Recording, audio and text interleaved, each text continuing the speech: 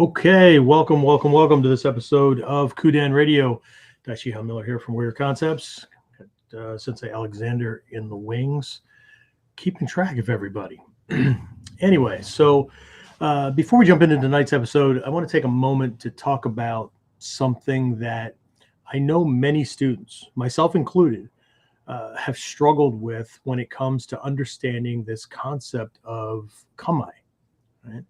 Um, I know when I first transitioned from more, we'll call them stance-based martial arts into Ninjutsu, I really found myself unintentionally, right, treating Kamae the same way I had been taught to use or to treat Dachi, right, stances, right, as a static pose of sorts, right, a position that I held before, launching a strike, a kick, a block, whatever, right. And so, if you've come from a background like particularly certain types of hardstyle karate, taekwondo, similar systems, you may have experienced the same thing, right? That getting your head wrapped around this idea that Kamae have a stance-like aspect, but they're not stances, right? That they're these dynamic things, right?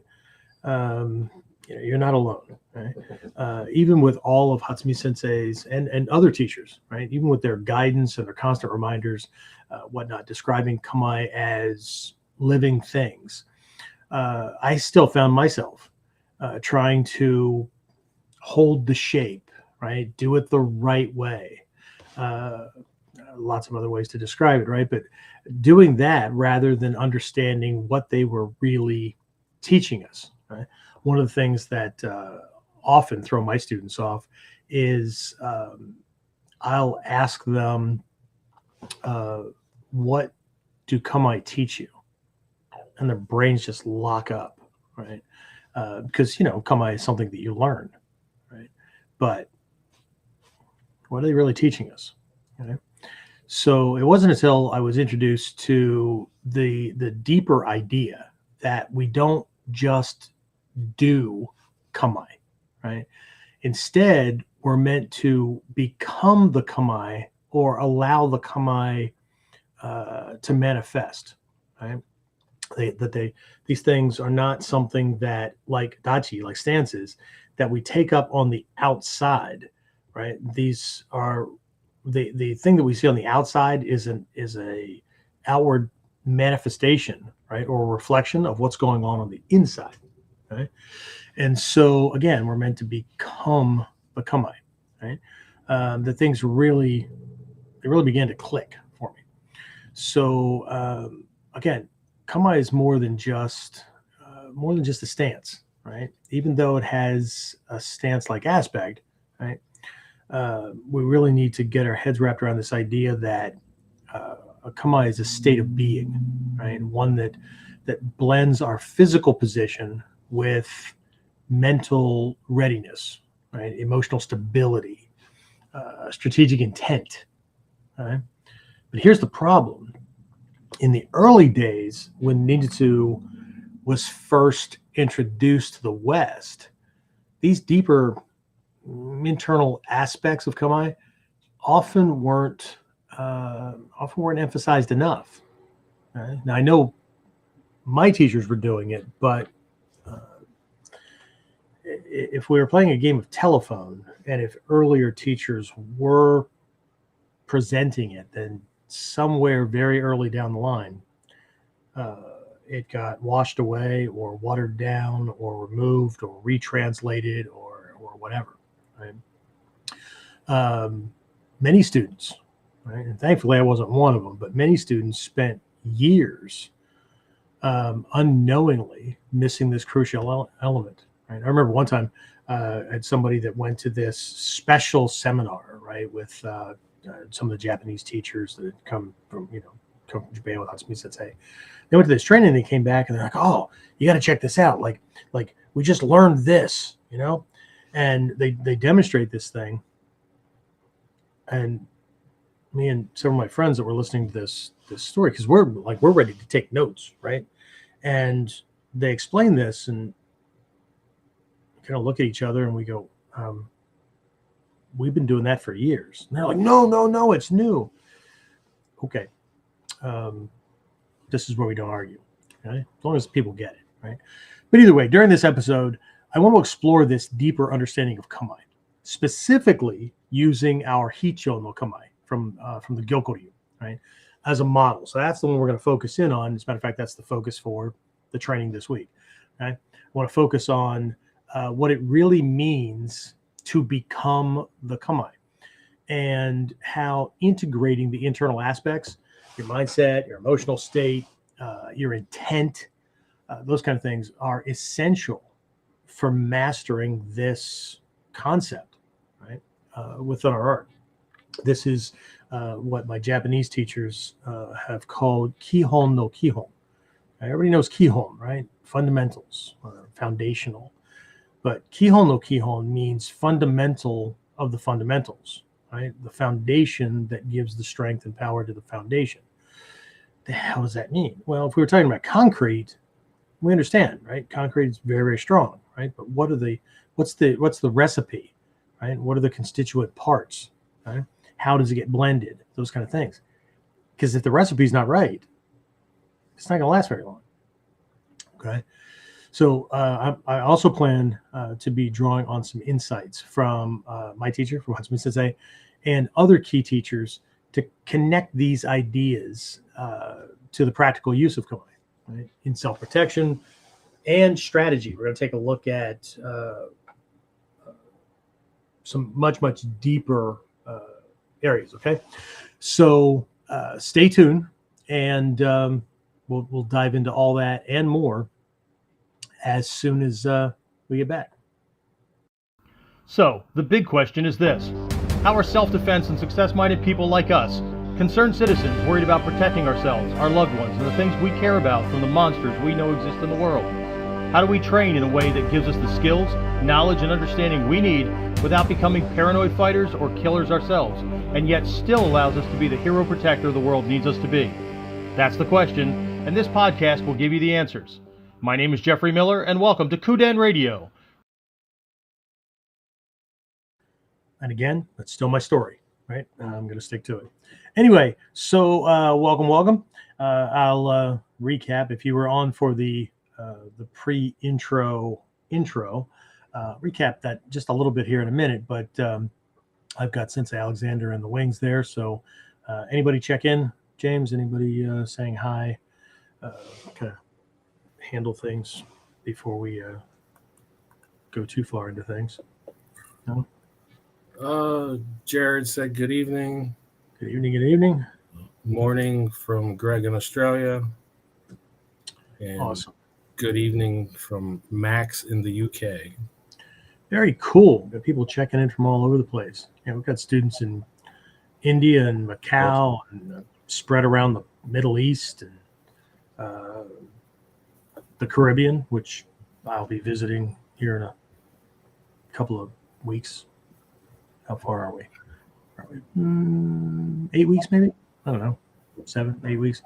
My wife and I's anniversary is next month, but things didn't work out well enough. And, when those good deals come around, like I tell everybody we have half the stuff in my house because my wife found a coupon or found a sale or whatever. So that's what it was. It was one of those too good to pass up on. You know what those things are like, James, right?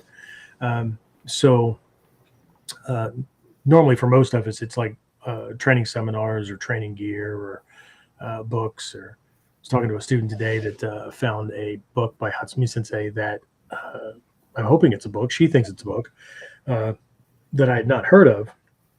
It was done in like the 90s, 2000, something like that. And she found it for like $5. And I'm like, please don't tell me it was the only copy. The only copy. It was like a private sale. So now I've got to go find this thing.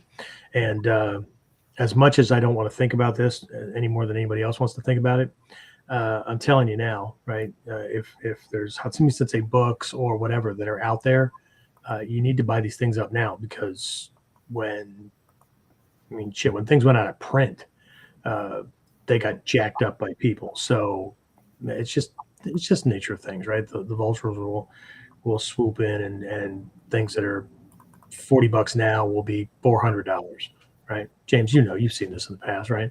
Mhm. Yeah. So scrounge, beg, plead, save your pennies, whatever it is. But the day it happens, the day that he passes, uh, whatever it is that you don't have, right? So uh, anyway, so good, yeah. So it's always nice to see that we've got folks in from all over the place, and I know for some of you guys, it's not easy because of the time differences and whatnot. It's not easy at all. We run into this when we do our multi-week programs and whatnot, right? I have to pick something that works for my schedule. Um, Even though I've had some people kind of send some flaming emails like, what about people that are, I can't cover the entire planet, right? But some people do expect that I'm like, I don't know, Walmart or Amazon or whatever, where I'm awake 24/7 and I'm at their beck and call. Um, Sorry, it just doesn't work that way.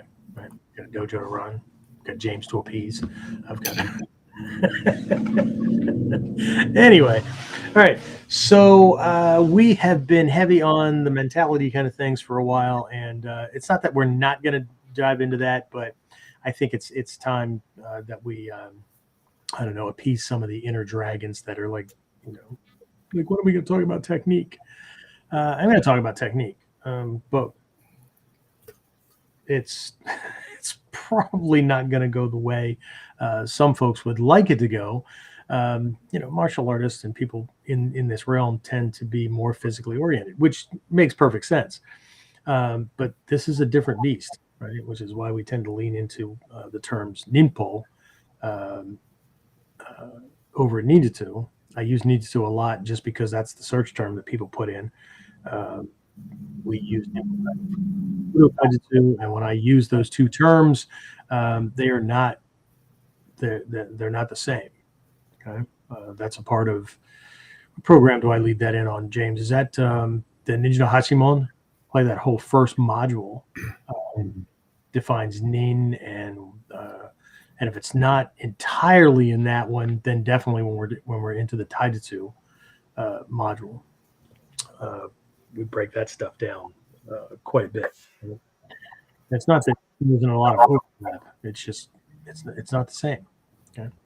And besides that, I was introduced to things as Ninpo Taijutsu, and I understand why the Budo Taijutsu term came around.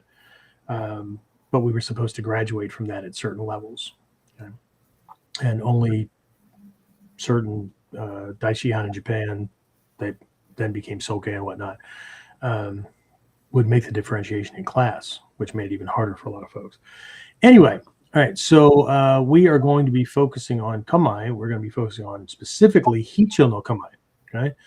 And so I will be discussing a bit from the physical side.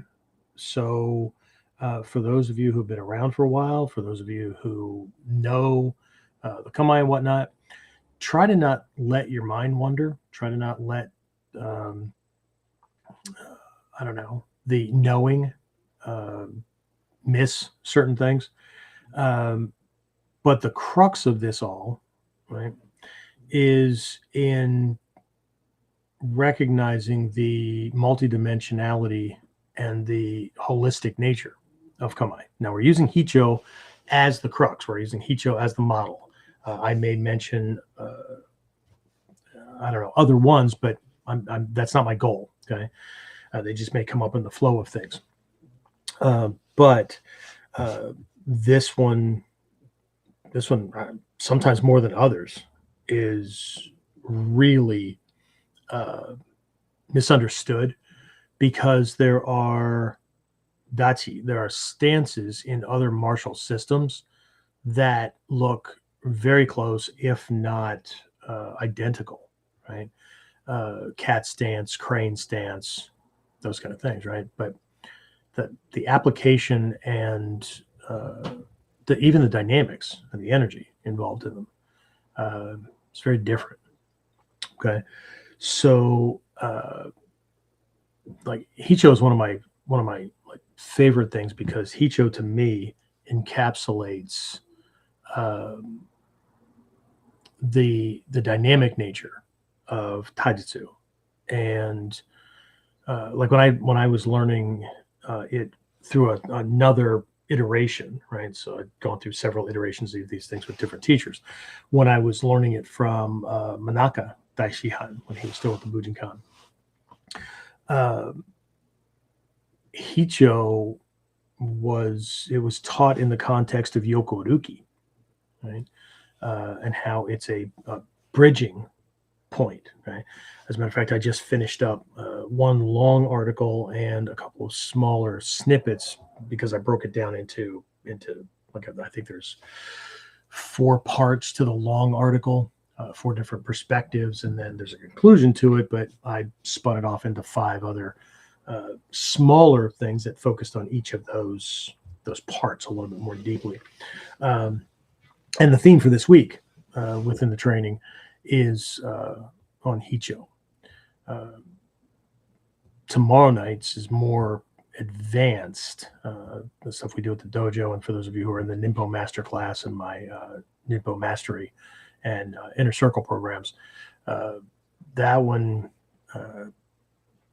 there's a lot of the concept of patience and assessment and things like that going on in that one. We'll do more with some other aspects for Friday, but I'm not going to talk about that too much. You'll see as I go through this episode. I don't want to get ahead of myself, but I'll be explaining some things that I'm going to go into much more deeply during Warriors Whiteboard Wednesday, and then of course Friday's masterclass springboards off of that. Okay, so anyway, I see the numbers are still popping up and whatnot. Anybody else I need to say hi to before I jump into things, James? Dave jumped in. Cool. And Max said, correction, good morning. It's just after midnight in the UK. Well, you guys, you the mans and the women's and whatever. There's we have people locally that have excuses for not coming to class because once I get home, what's the one thing I tell everybody, James, that the COVID taught me about with regards to training? People won't train even if they don't have to leave their own house. Some people won't even freaking train if they don't have to leave their own house, right? We were already virtual, so us switching over to virtual was easy. And I lost 75% of my student body, and we didn't have a small training group. I mean, we had 50, 60 active students, and we lost 75% because but they didn't even have to leave their home. So anyway, all right. So again, thanks for everybody being here. We couldn't do this stuff without. I mean, I still would, but here we are, 254 episodes in from the start, and that was even with a year and a half hiatus, I guess, right? Because we have 2 different formats. But again, the focus of this episode is taking a look at Hicho no Kamae on multiple levels. Okay.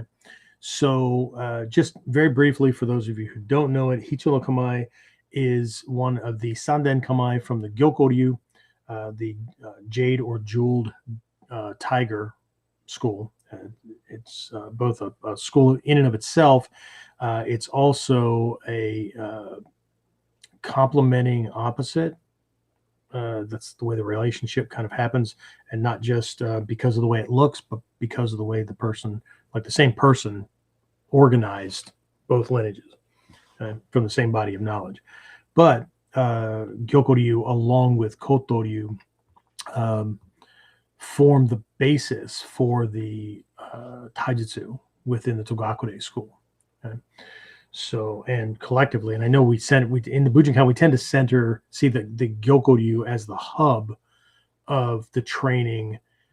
I think it's just because of its, not just the robust nature of it, but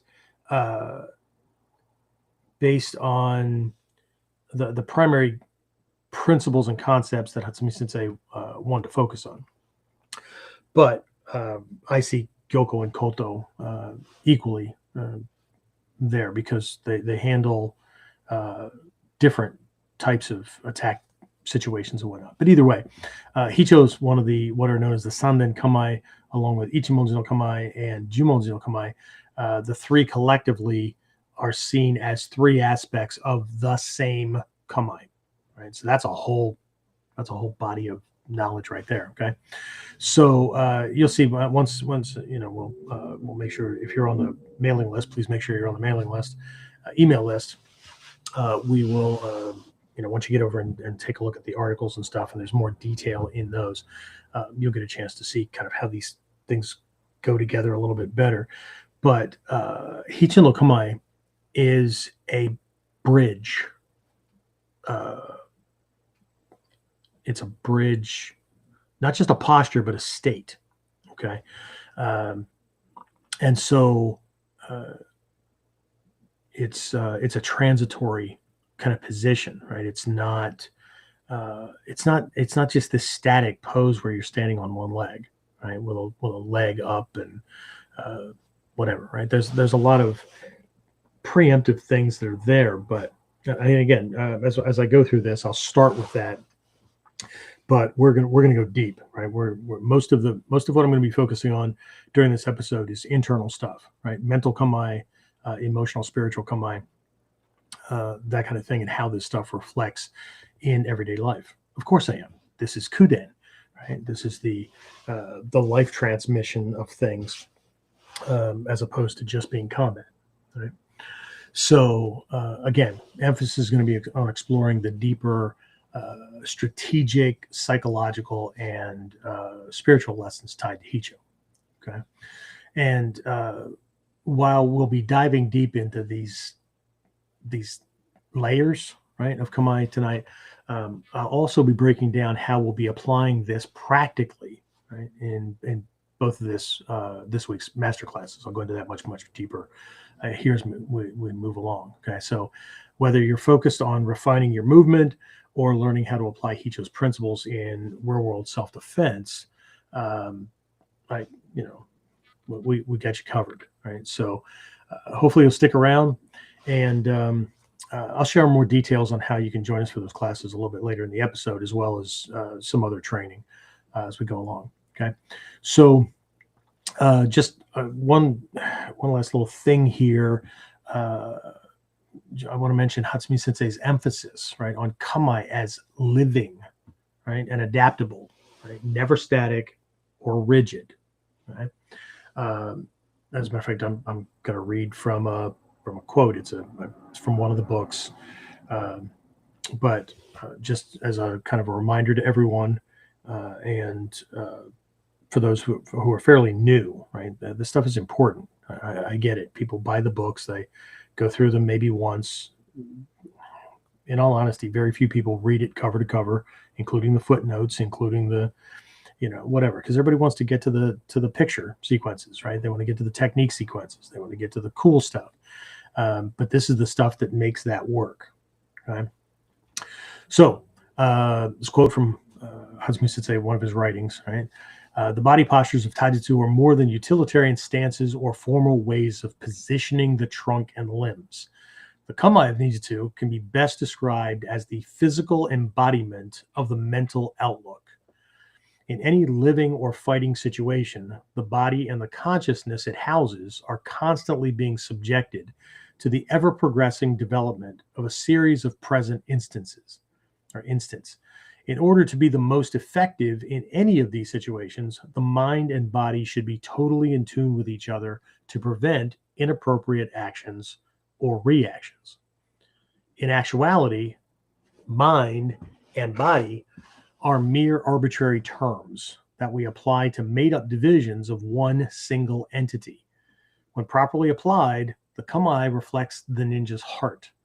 This means that our physical nature conforms to our intentions, and there is no division between our interior and exterior aspects. The state of integrated mind and body action is totally natural and can be observed readily in the movements of animals as they interact with their environment. Only human beings seem to develop the need to be trained in natural body motion. Jay, I have something to finish here with this, but Tim and I just mentioned this last week, where every once in a while this comes up in class, where I have to stop everybody and say, when I watched you walk in the dojo and walk back to the changing room, I didn't watch you change, but when you walk back out here, that didn't look anything like what it now looks like you're trying to do, because you're trying to be martial arty, right? And I often get blank stares or whatever, but the seniors that have been around for a while, there's a little smile and a nod, and because there's this weird thing, right? And then we've got to get people back to natural body movement or natural body motion, even though they're doing, right, or they're moving through Kamae, they're striking, they're kicking, they're applying techniques and whatnot. But it doesn't look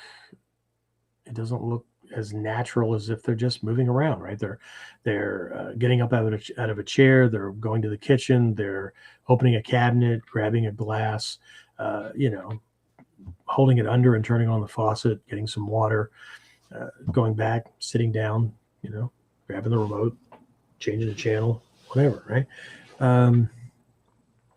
There's no stress to that. There's no extra energy expenditure. There's no wasted time. There's no glitches. There's no whatever, for the most part, right? So anyway, back to Sensei's little writing here, okay? So the Kamae themselves are mere guides or suggestions for the most effective use of the body weapon, not the body weapons or the body's weapons, right? For the most effective use of the body weapon. As such, they are physical attitudes and are by no means to be adhered to in precise imitation. Each individual body, with its unique configuration of muscle and bone alignments, will naturally determine its own pragmatic and comfortable variations of the basic fighting postures. As the student progresses, the Kamae become less and less significant as specific poses, as they are gradually assimilated into the character of the individual.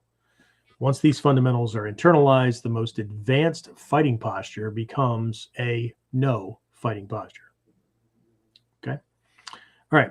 So let's start off with the conventional view of Hicho no Kamae, right? People see it as, and I know we use the word Kamae, but watching people move around in it and the nature of their questions tell me how they think about it. Okay. And I was the same way, right? So this is not me on a pedestal. This is, these things are me not just passing on things that I've learned, but things that I had to get my head wrapped around so that it was reflected in not just the body action, doing self-defense techniques in the dojo, but also in the way I carry myself out in the world, the way I make decisions, the way I manage and navigate relationships, whether they're friendships, the one with my wife, the one with my kids, whatever, right? So this is ninpo, right? This is not just Budo Taijutsu, right?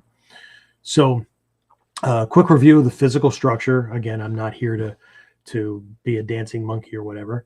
It takes a quick Google search on the images side to, for Hicho no Kamae, and you'll know what it looks like, right? But quick review, what you have is this single-legged position, which is a variation. Again, it's the same Kamae, the same base, or the same, it's the same, right? Onaji, it's the same as Ichimonji. Okay, everything comes from and goes back to Ichimonji no Kamae.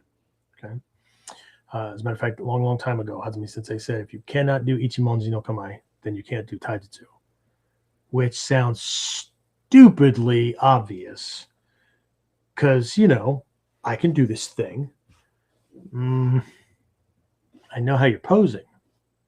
Okay? I had to get through this myself. Okay.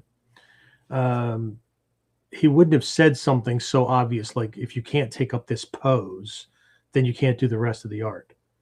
Okay. In Rokushakubo, right, we say if you can't do ashibarai, and this is a Kukishinden thing, if you can't do ashibarai, the leg sweep, then you can't do bojutsu from this perspective. Right? But it's not about being able to move the stick around and strike the leg. There are timing aspects, there are distancing aspects, there's deception aspects, all kinds of things that are going on that allow for that to happen. So if you can't do Ichimonji no Kamae, you can't do Taijutsu. If you can't do Yokoruki, then you can't do Henka.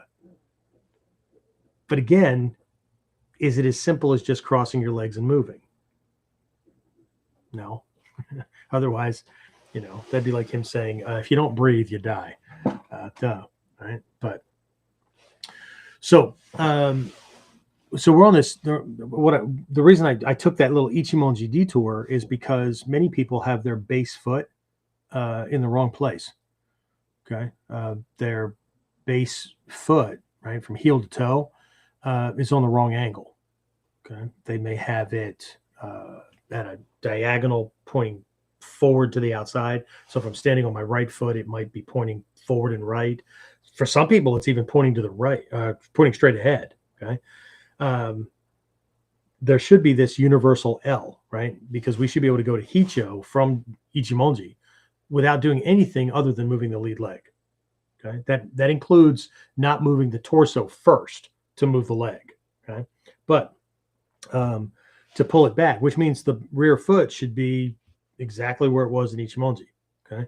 So, and again, we don't have a lot of time to go into this, but depending on the alignment of your feet, right, and how they're aligned to each other. Some people have this really deep V. Some it's more shallow. Some it's straightforward or almost straightforward, where the front back line either goes right off the big toe. Naturally speaking, it should go off anywhere between the knuckle of the big toe and the side of the big toe, all the way to splitting the difference between the big toe and the second toe. Okay.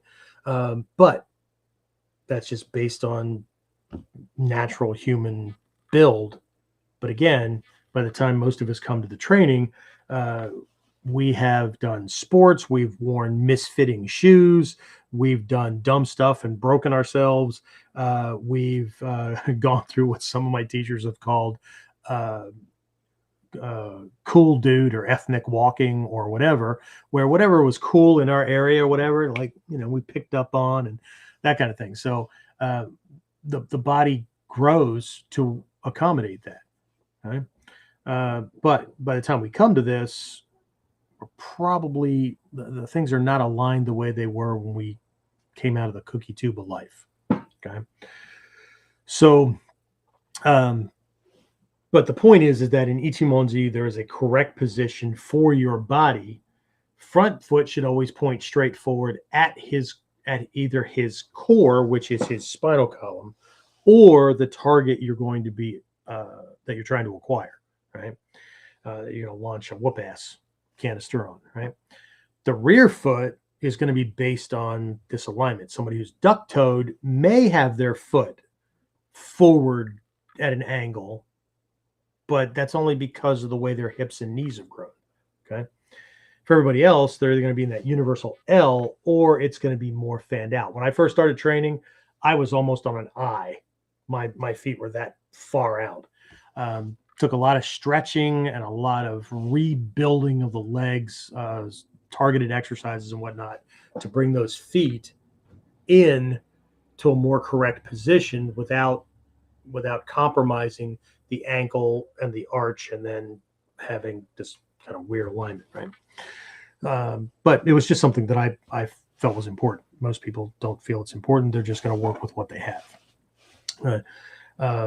So either way, the base foot is in that position, right? So we have our weight on the sole of the foot, just as if we were looking at a silhouette of a foot, like somebody walking barefoot in the sand, right?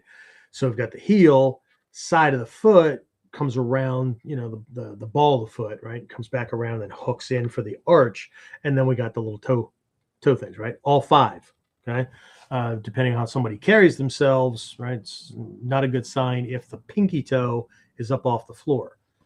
You can still operate. You can still do whatever you need to do, but the closer we can get to what's natural and proper, right? The reason the pinky toe pops up in the air is that people are either using arch supports or they have their weight rocked in across the inside of the joint of the ankle toward the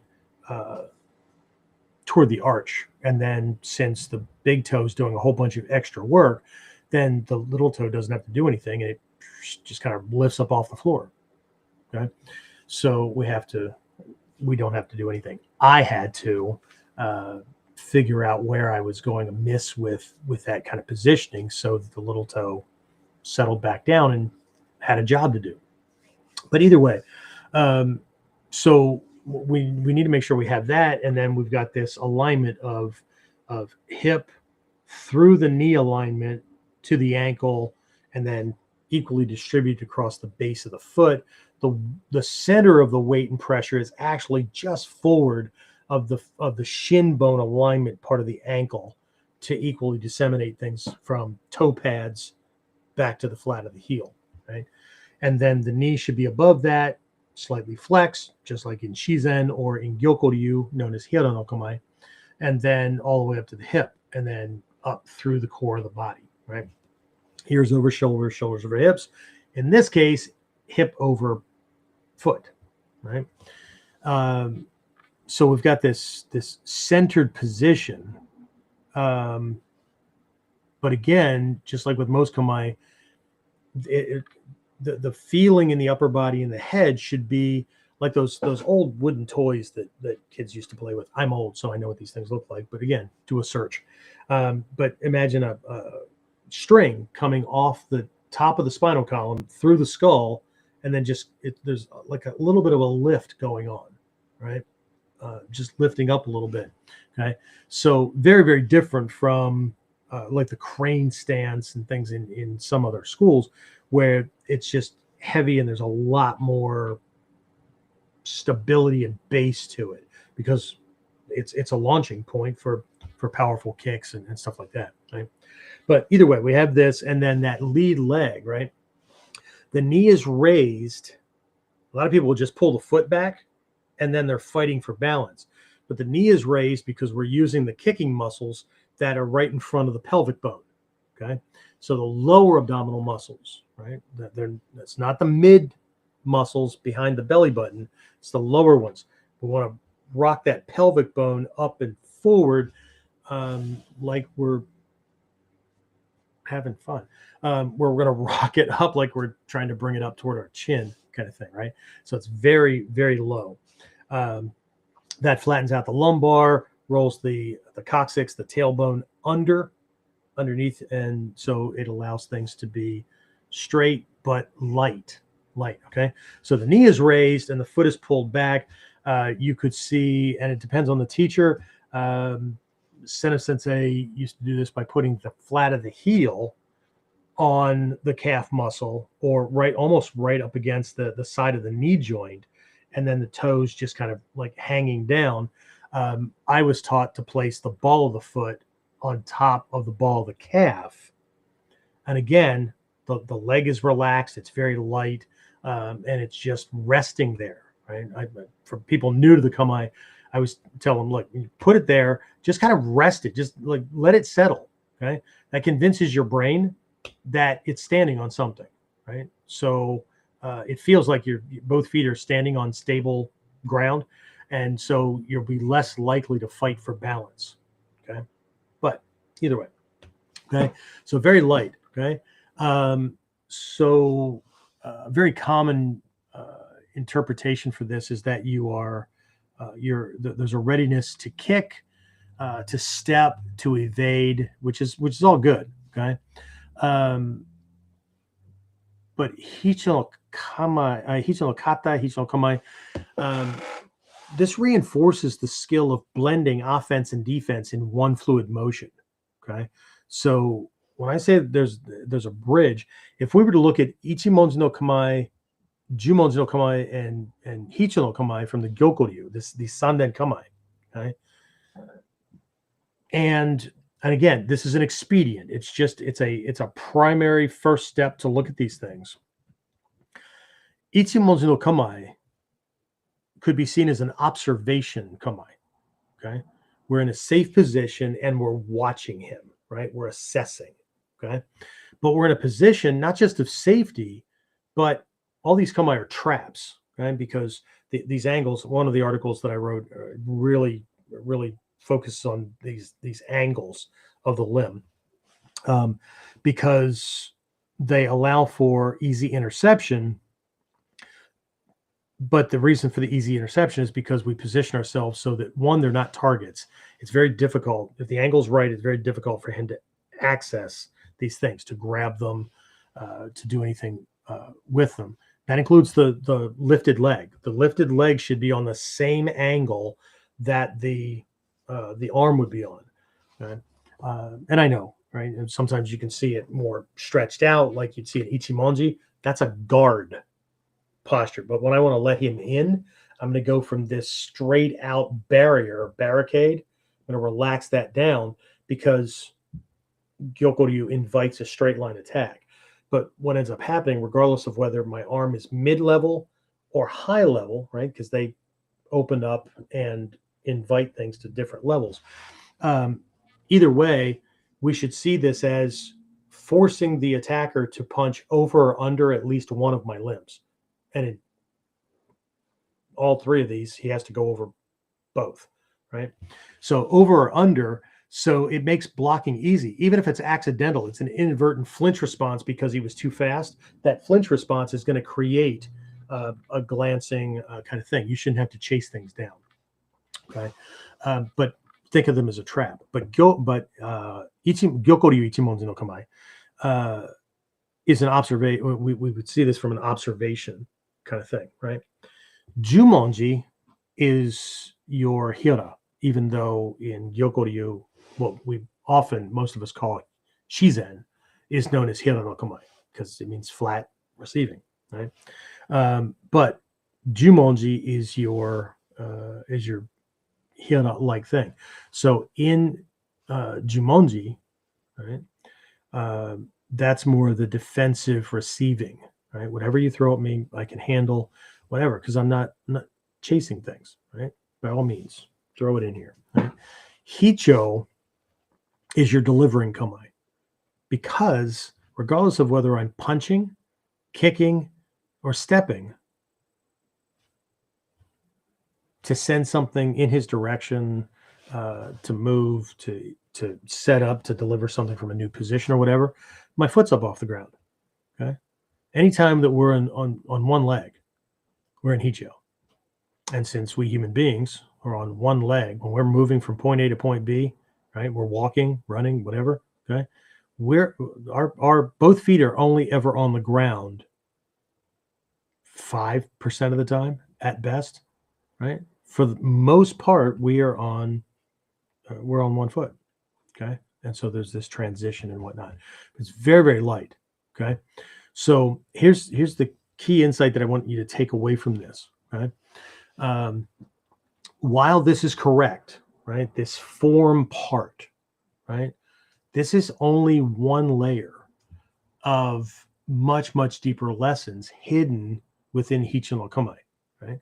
So again, I'm going to stick with the physical here for a bit. And then, when you get a chance to read the articles, you can ferret out more stuff.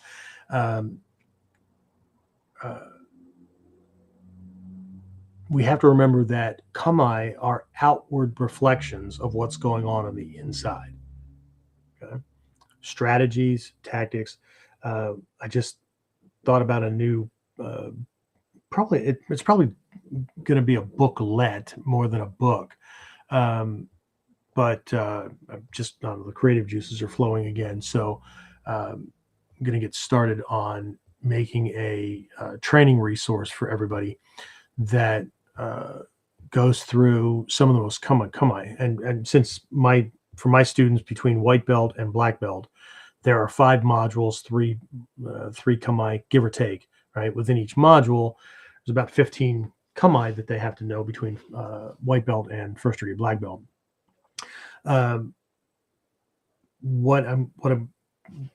focus of this resource will be on not so much the physical, because that I can just pop a picture in, right? Here's the form, copy that, right?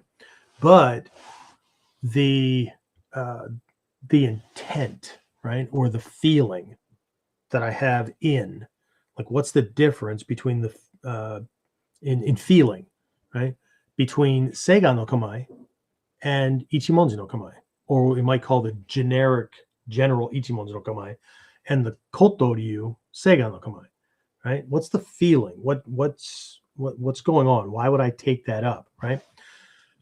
But what's the projected intent, right? So there's going to be a head part and a heart part, because that's our Sanjin, right?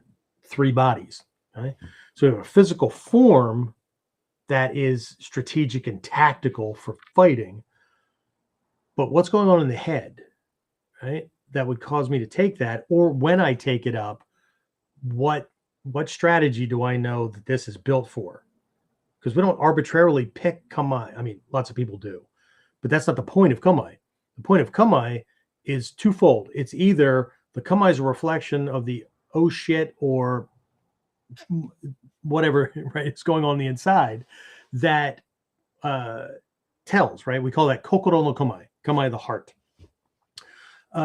Or we intentionally take it up because it conveys a message to him, right? My body language tells him what's going on in my head and my heart, unless I'm using kage no kamae, the shadow kamae, right? Where I'm going to show him one picture, one image for him to start making plans about, but I'm hiding the true kamae in my heart, right? So my body can look like Seigan, where I'm looking uber defensive, but really like Bobby's what's going on in my heart, which means when you come in here, I'm going to kill you, right? So again, different reflections for different times and different uses.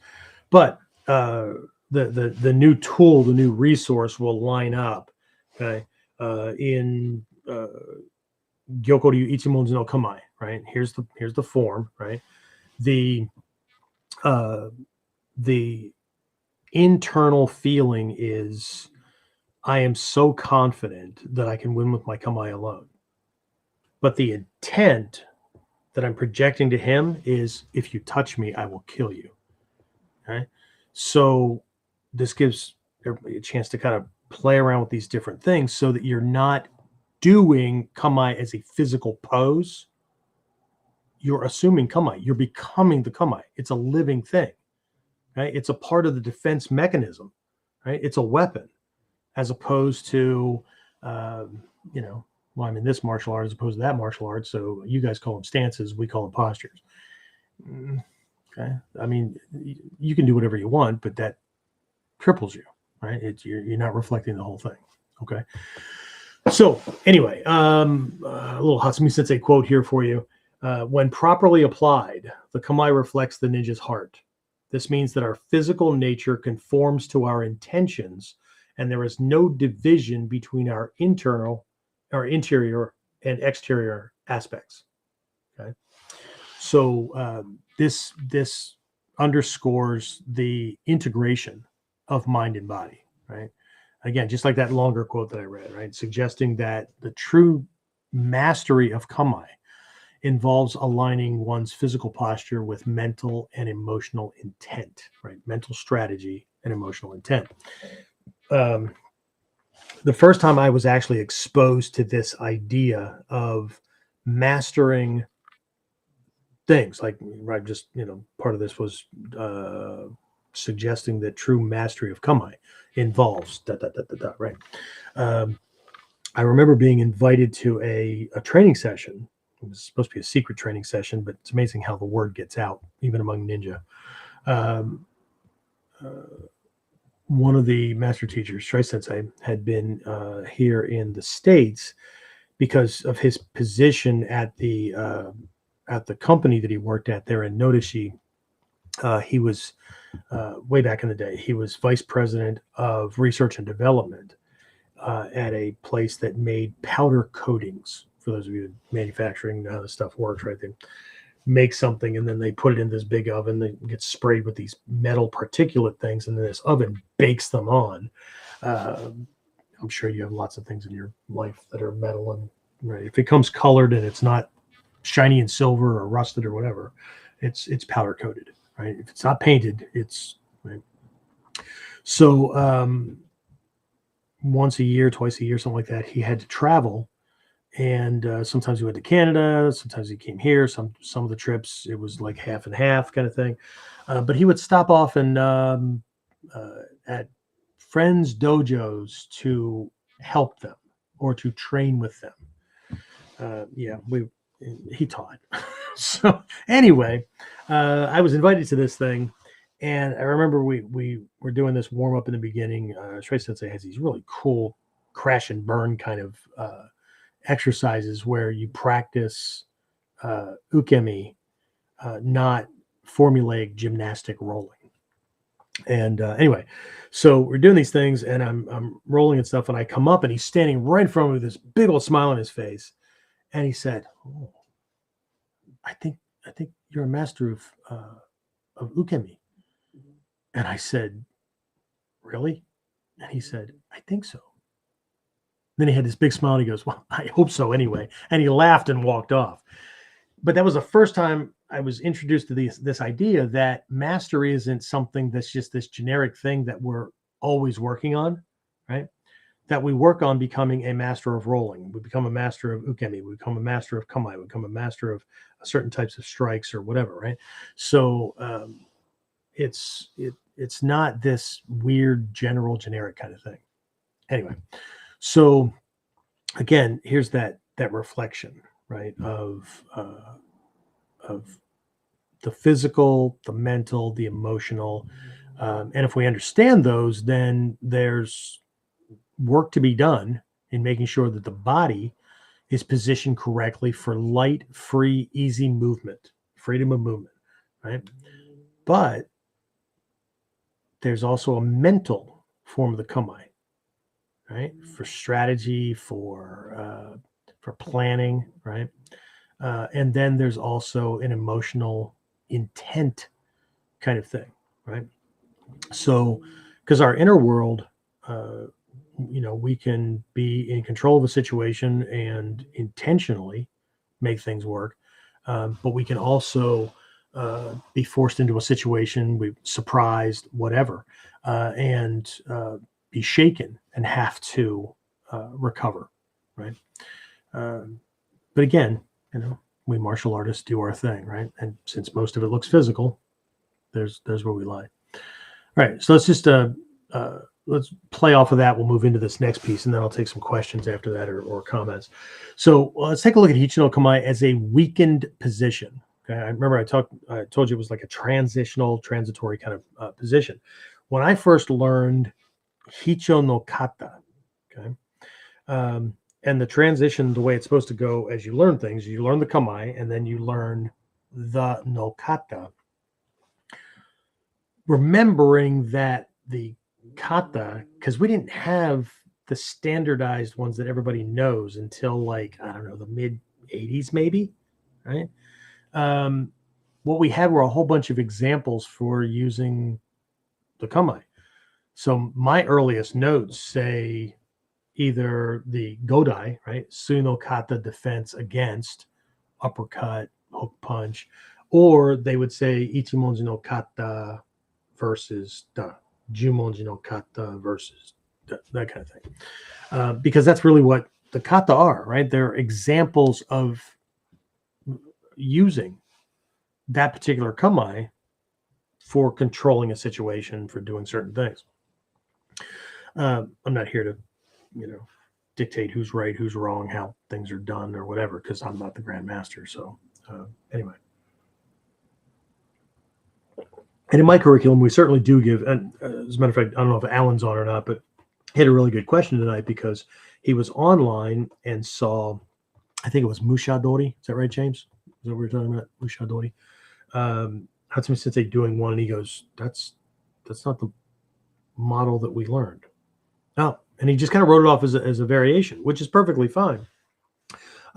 So we do give students a standardized model, but as soon as they learn that, we start breaking that up and giving them Henko variations.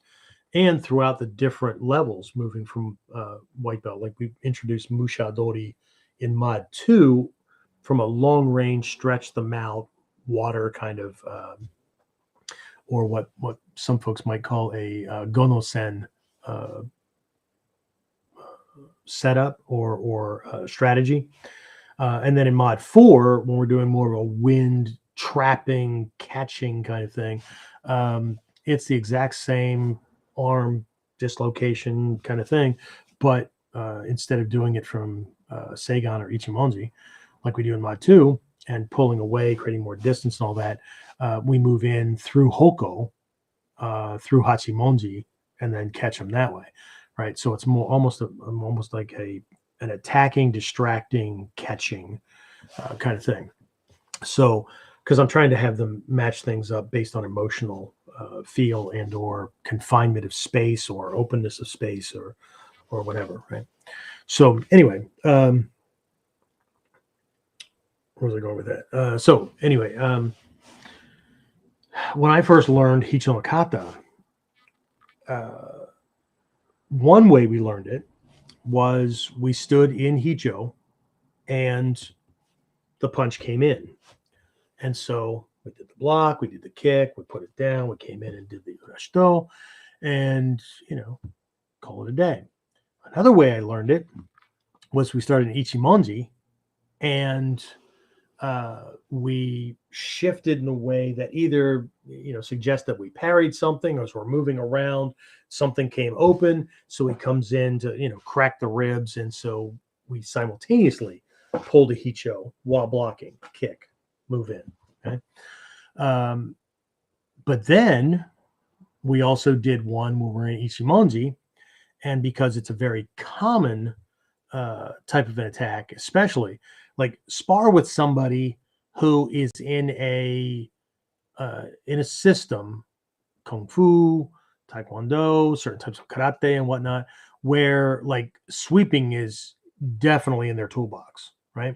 Take up an Ichimonji, and if they don't just flat out tell you how stupid your posture is because you're wide open for a sweep, which should make you smile and nod, and then you'll know very quickly if your Kamae sucks, because if they can sweep you and you can't just shift to Hicho without doing a move or two to pull that leg, then they were right. Okay. But it's not supposed to be that way. So what we did was the attacker initiated with a sweep, redirected their foot because you pulled yours to avoid. And then while you were in a weakened position, came in to crack your ribs because your foot was off the ground. And the way most fighters do things with kicks, they're pitching and they're leaning, and it is a precarious position, right? It's a weakened position. So then the shot would come in. So you'd have to go from sweep. So you're clearing the leg to Hicho to avoid the sweep, but immediately they're redirecting to a shot to the ribs, and then you have to do the rest of the kata from there. So, you can't overcommit on the pulling of the leg. You can't, all kinds of cool stuff with it, right? And then you finish up from there. So there are these different ways to do that. This is the crux of what I'm going to be doing with our masterclass tomorrow night. So if you're in the Ninpo masterclass, this is what we're doing, or you're in Shinobi Kai, all the ones that would meet for that, whether virtually or live or whatever, we're going to be doing these models. Okay.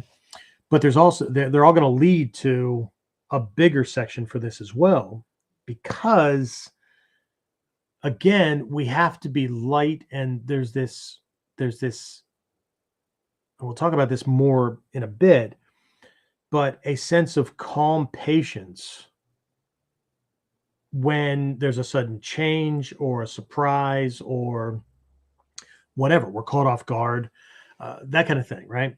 And so I was introduced to the idea of uh, it's not breaking the kata, but it's recognizing that the kata is an example of a strategy that we're supposed to be practicing and getting good at. Okay.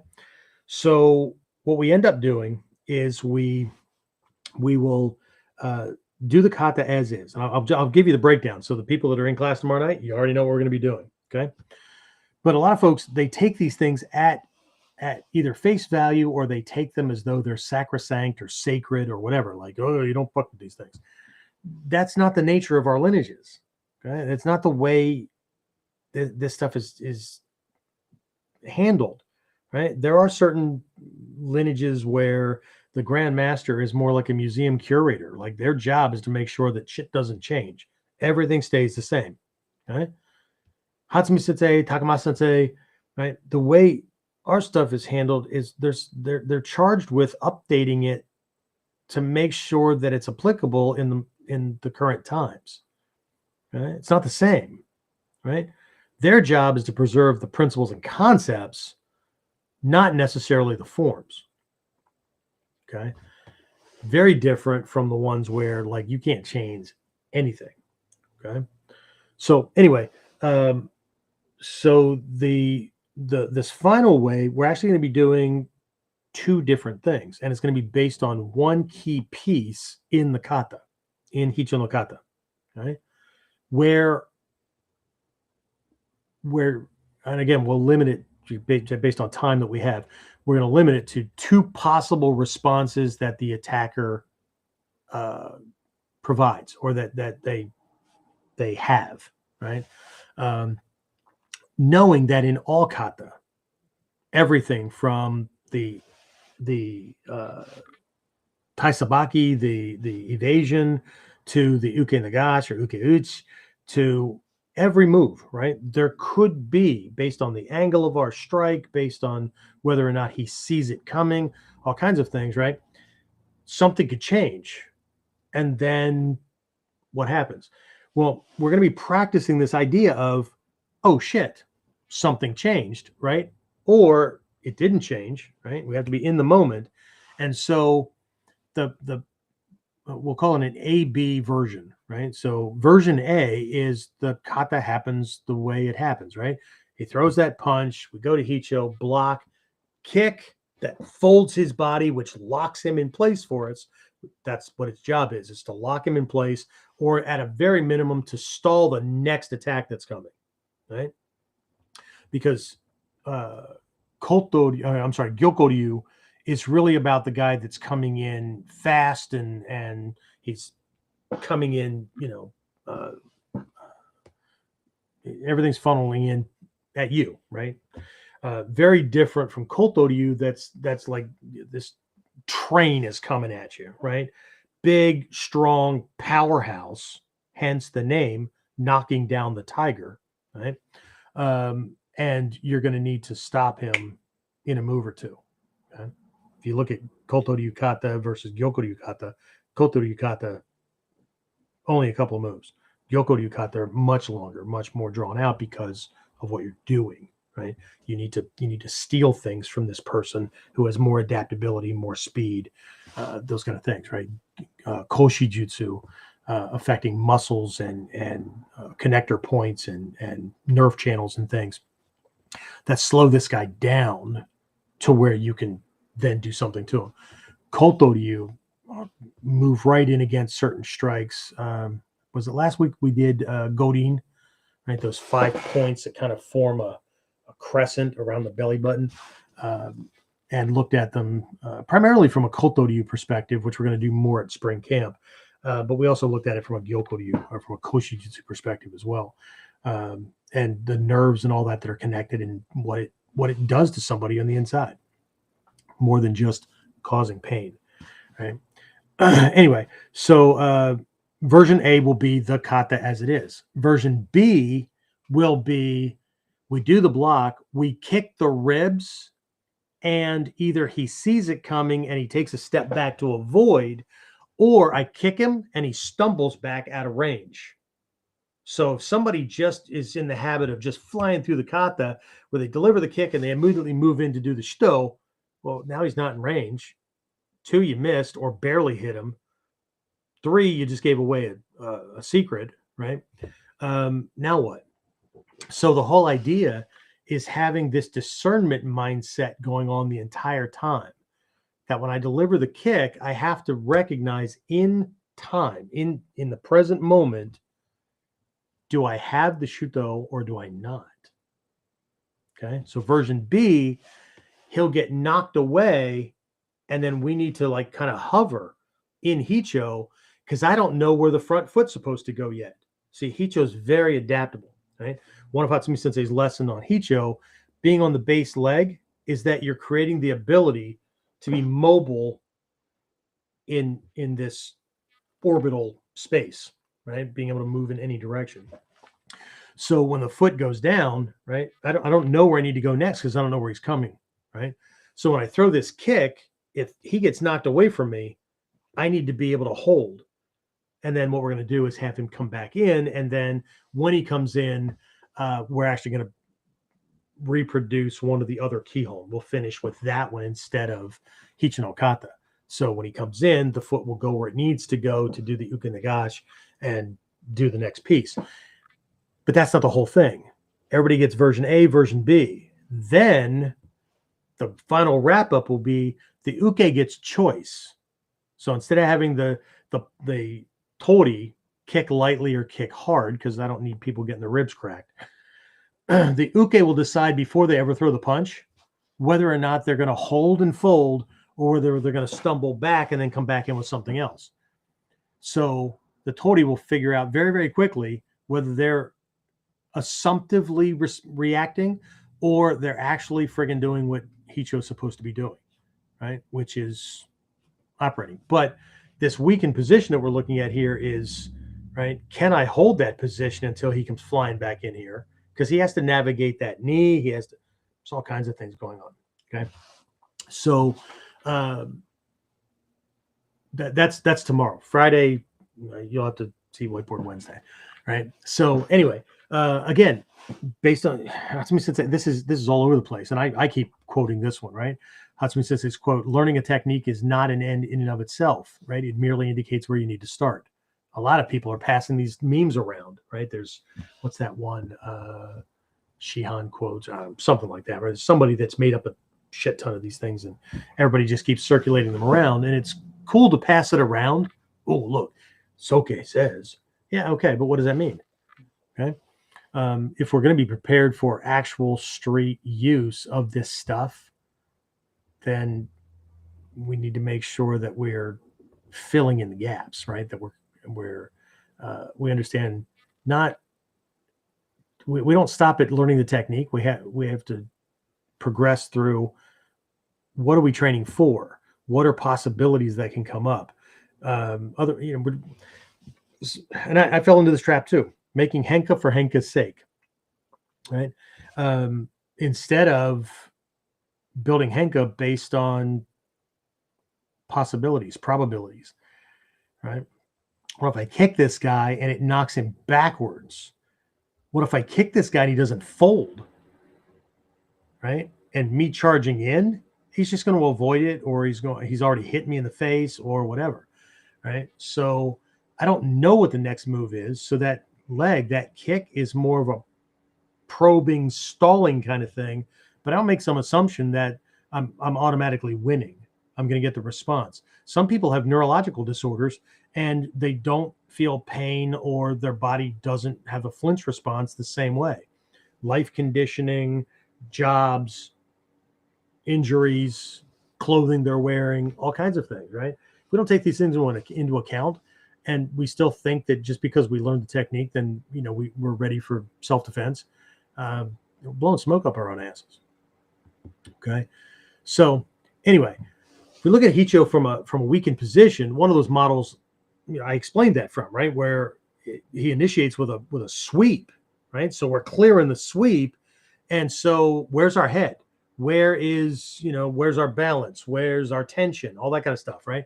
Because in a quarter of a second after that sweep, half second at best in the dojo, right, we're going to need to be reflexive on that base leg, dropping that block into it, and ready to keep on going, right? So that's a physical way to look at it. Okay, what I really want to look at here, again, here's the bridge, right, is how this relates to real life conditions, right, where we're in a position where we're otherwise engaged mentally or physically, right? We're tied to another task or we're focused on something else when a problem suddenly arises, right? Can you relate to this, right? You're at work, you're working on something, and somebody comes rushing in and like, oh, right, something's on fire, or there's a, or somebody just comes in with a request. Hey, can you handle this? I need it in 10 minutes, or whatever, right? You coming home from work and you're looking forward to just like decompressing for like 30 minutes before everybody needs you for something else. You walk in the door and there's already shit that needs to be handled, right? So again, we're otherwise engaged in something like that sweep or like that block or whatever, right? Or we could be in a situation where we're facing unexpected change, like the last part of the kata drill that I was talking about, right? Where everything's going well and all of a sudden the circumstances shift unexpectedly. Okay, everything's going as planned. So the first one, I'm working on something and something new comes in. In this one, I'm working on something and everything's working the way it normally does, and all of a sudden it just goes sideways. Shit. Okay. I don't know. I use bar soap. I don't use body conditioner and all that kind of body soap and all that kind of stuff, because I like to control what goes into my bloodstream, and whatever we put on our skin goes into our bloodstream.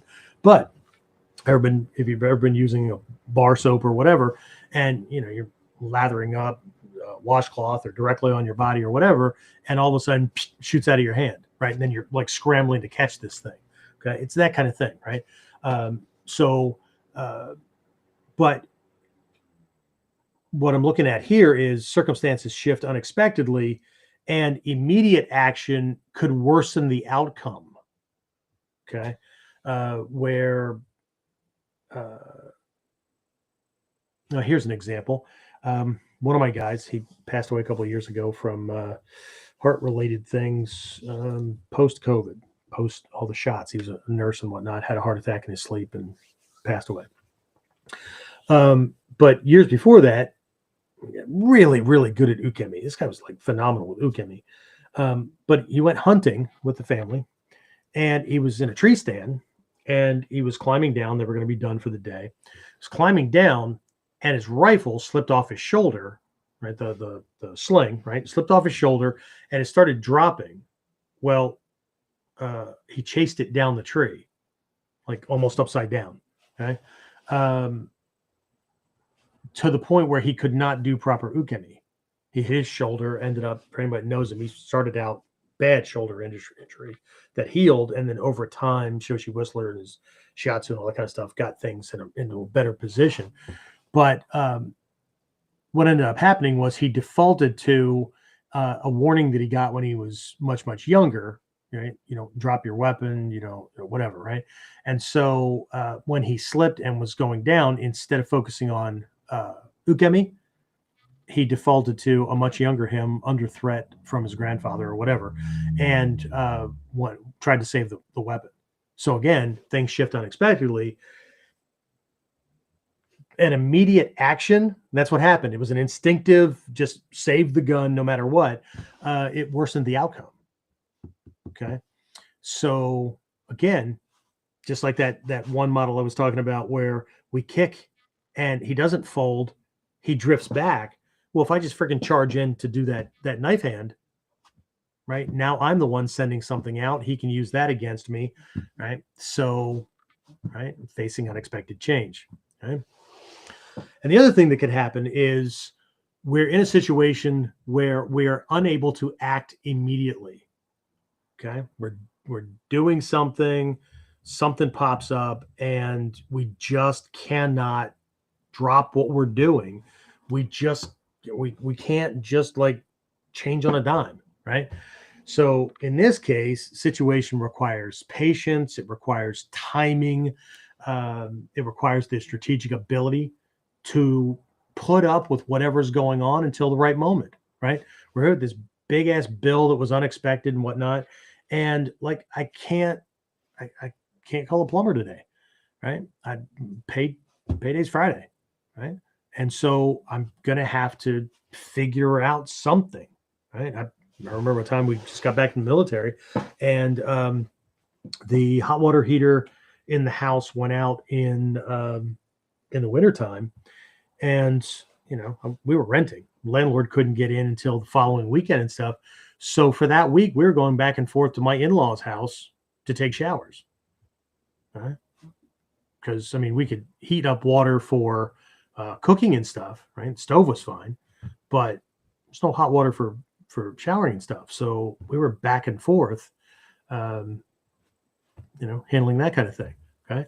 So sometimes we can't act in the moment, right? So this is where Hicho, it requires like patience. Okay. And again, this model that we're going to be doing, right? A kick at me drifts away.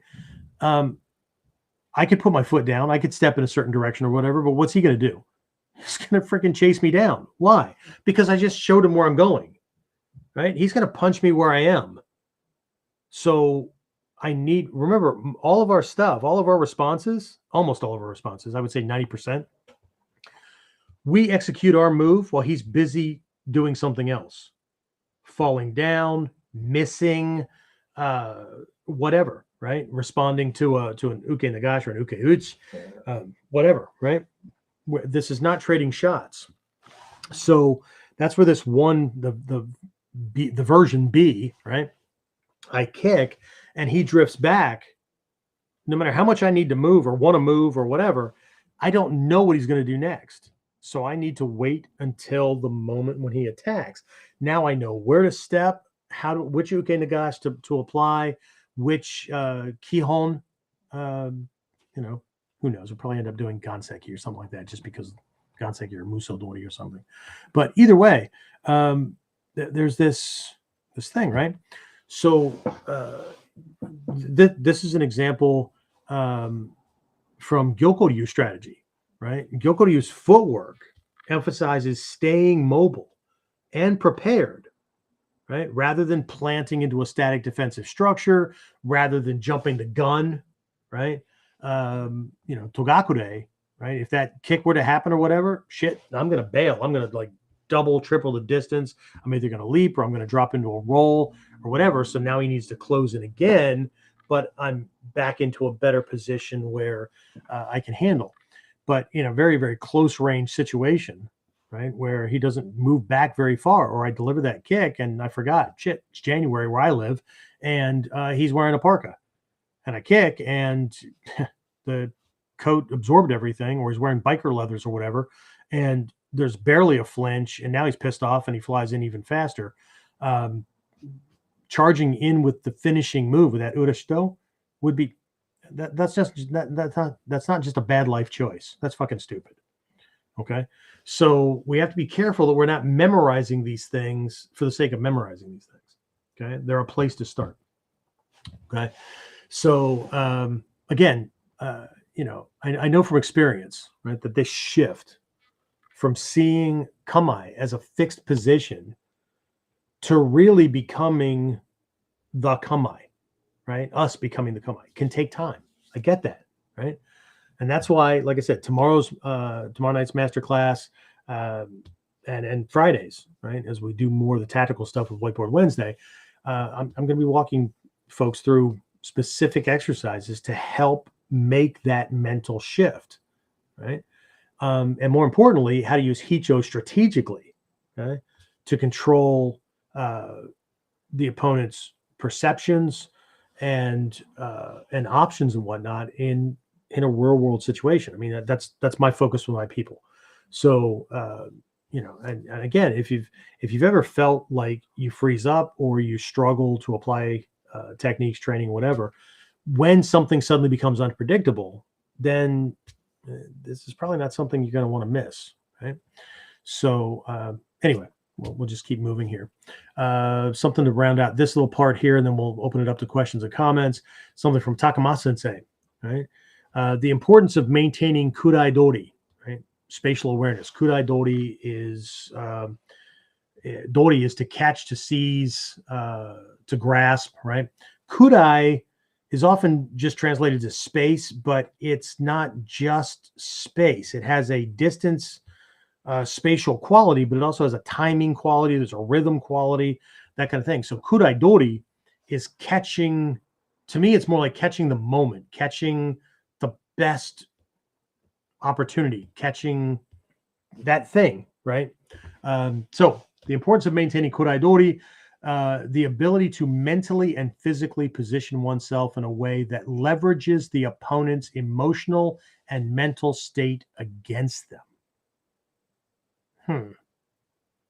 Interesting, right?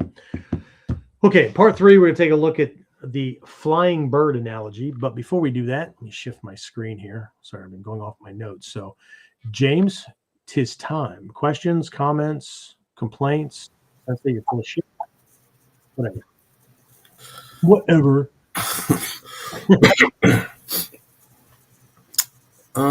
But through here, Maui jumped on and said good evening, as did Trinity. Hola, I would say in Japan, if you're a Spanish speaker in Japan. Max said could be trained deceptively inappropriate attitude manifested in a kamae deliberately to mask the intention. Hold on to that thought. Yep. Okay. We're gonna get to a section here. Hicho is all about deception. Dave said another great use of Hicho that doesn't get a lot of attention is that when done correctly, it can replace a bar stool. You can sit this way for a long time. Yeah, Hicho, when you're doing stealth movement, Hicho is a resting position. And that's a conventional use, even with cat stance, crane stances and whatnot in those dachi-oriented systems where you could take it up as a way to kind of rest a leg kind of thing as well. Good call. Kevin says hello from Western Washington. Cool.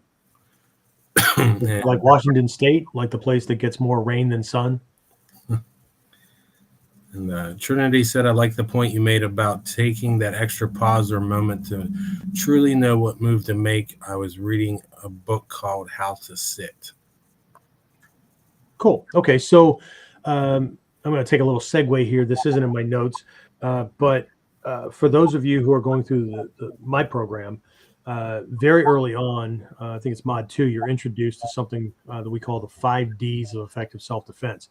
And it's a framework for knowing where you are at any given point in an engagement so you know what your primary focus should be, okay?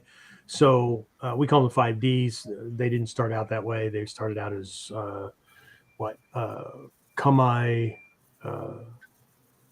neutralize the force of his attack, unbalance, deliver your technique, like knock him back or down, and then back to Kamae or whatever. But we converted it, right? So it was easier for people to kind of keep track of things, and it got closer to the principles and concepts. So what we have is discern, defend, disrupt, deliver, discern. And so discern at the beginning, and the first way that people go through it, right, is that discern is, you're in Kamae or you're in Shizen, walking around the world and whatnot, and you're fucking paying attention, right? If somebody starts moving in on you, talking smack, right, we're going to pay attention to how they're bringing their limbs up, right? How they're moving their legs and their body. If we've done our research, more than just like, surfing YouTube to watch sensei videos or whatever, we're going to watch Taekwondo people fight. We're going to watch Tang Soo Do people fight. We're going to watch Muay Thai people, whatever, right? Because I want to learn what is this telling me? Well, because these people have preferences, right? Know thy enemy, right? And so, but I'm also going to be paying attention to, as much as possible, to the environment, to the clothing he's wearing. Will that help or hinder him? Whatever, right? Is there a possibility that he has concealed weapons? But if we're just starting off, right, we're watching how the hands come up, because this guy, right, and I know that you guys that are on audio only, I'm bringing my hands up pretty close, right? They're almost stacked, but not quite. They're in really, really close. Elbows are down and tucked. Shoulders are rolled forward and whatnot. This guy's going to punch very, very differently than somebody who has them more open, okay? And that's going to be different than the guy that's got him like out here and higher. The shoulders are rolling, whatnot. That's different from the guy that's got one out in front, one down here, closer to his hip and stuff. While a punch is a punch is a punch, right? The mechanics of the way the body's built and stuff, and the way people do things, it's not the same. Okay. As a matter of fact, when did we do this? Was it I don't know if it was a KUDEN or it's probably a Whiteboard Wednesday. Wow. How long have we been doing this, James? Shit, long time. Anyway, we took a look at 4 variables when it comes to punching. Okay. Just a single fist. Pick a fist. I'm going to pick Fudoken for the moment. Okay. So 4 variables, range, right? Close, mid, long, level, high, mid, low, angle, swatting, hooking, piercing, right? And then delivery method, which would be lead, right? Cross, and a lunge where you step forward like ski, right? So each of those variables have 3 possibilities in them, right? Any given punch, any given fist will use one type out of each variable. Okay, so out of each of those 4 variables, range, height, angle, and delivery method, one of those will be in there, right? Close, mid, long, high, mid, low, right? If you do the math, you now have 81 different ways to throw a Fudoken. Now do it for a Shikanken, do it for a Boshiken, do it for an elbow, do it for, okay? And that's without like going around us. That's, right, just eye to eye, nose to nose. 81 different ways to throw a Fudoken. How many ways have we practiced against? Because whether he's in our system or not, this guy's going to throw things the way he throws them. Okay. So have we done Ichimonji no Kata against each one of those? Have we done Jumonji no Kata against each one of those? Have we done, you get the idea, right? So anyway, so discern, right? We're paying attention to what's happening, right? And we're watching him come in all the way up to the moment he launches it. Okay. And again, I want to pay attention to that as much as possible because it's going to give a certain indicator. The second D, defend, isn't about whooping his ass. That's neutralizing the force of his attack, rendering that thing moot, right? You block it, you avoid it, whatever it is, okay? But this is a phase. These are not steps, okay? So the whole phase, right? People, instead of letting people waste mental energy and time, each one of these things has an assessment thing to it, right? So if I'm ducking punches, kicks, grabs, or whatever, if he grabs me, right, I'm neutralizing the force, so he's not knocking me off balance. He's not yanking me into a headbutt, whatever. I'm neutralizing the effect of what he's doing. That's the defend stage. So as long as he's throwing shit at me and I'm in response mode, well, then I'm in phase 2. Okay. If it breaks, whether he shoves me and I roll and things come apart, or I move away from a couple of things and he backs off and resets the distance, and well, now we're back into phase 1. Okay. So each of these is a phase, right? And then again, we've got defend. I'm going to be defending as long as I'm ducking shit, blocking stuff, whatever. But whether he makes a mistake or I get something in on him, think Jumonji no Kata, right? We neutralize what he's doing, and then I jam that Boshiken into his ribs and stall him. Okay. Now he's unbalanced. And I don't necessarily mean that he's unbalanced because he's falling over or he's stumbling or whatever. We have created a situation where he is unable for quarter of a second, half a second, full second, whatever, to do what he wants to do the way he wants to do it. He can't get at me the way he wants to. And his body is in the process of unlocking, readjusting, catching its balance, fighting gravity, whatever. He's off balance. Okay. That's my opportunity for delivering my stuff. Deliver. Okay. Phase 4. Okay. And then once I've knocked him back or I've knocked him down or whatever, right, I might reset to Kamae or whatever. I'm back in a discern phase because I need to know what effect I had. Is he down and out, like he's unconscious, right? Or he's just laying there crying in the fetal position, right? Is he running off screaming like a little girl? Or is he running toward a truck that might have a shotgun in it, right? Or is he coming back in with something else? In which case, the 5th D, discern, becomes the 1st D, discern, in the next engagement cycle. Okay. So no, we're not thinking about this logically. We're not thinking about, oh, let's see, I am in No, it's an experiential. By intuitive sense, we know where we are, so we know what the priorities are. Okay, we're not imperative in trying to get our shit in on him because we can't lose. Whatever, right? So now I say that I lay this thing out because that's the introduction for students. But that also leaves room for new students to think about this as steps. But it's not steps, because we could be doing discern. He throws 1 or 2 things at me. I neutralize those things. And one of those things that I do kind of breaks his balance a little bit. Shit, there it is. And I come in with this next thing, right? And so I deliver, right? Except that for whatever reason, I missed, or he pulled his head at the last second, or it didn't have the same kind of an effect, or he had a flinch response, a block came up or whatever, and he stumbles back. Well, shit, now we're in phase 1 again. And so the way it really works, because these are phases, is it might go 1, 2, 2, 3, 2, 3, 2, 1, 2, 3, 4, whatever. Okay. But the whole reason for us giving this to students is so that they get a better intuitive sense of where they are, instead of getting fixated on the move they want to do, right? Where the hell are you? What should you be focused on? Okay.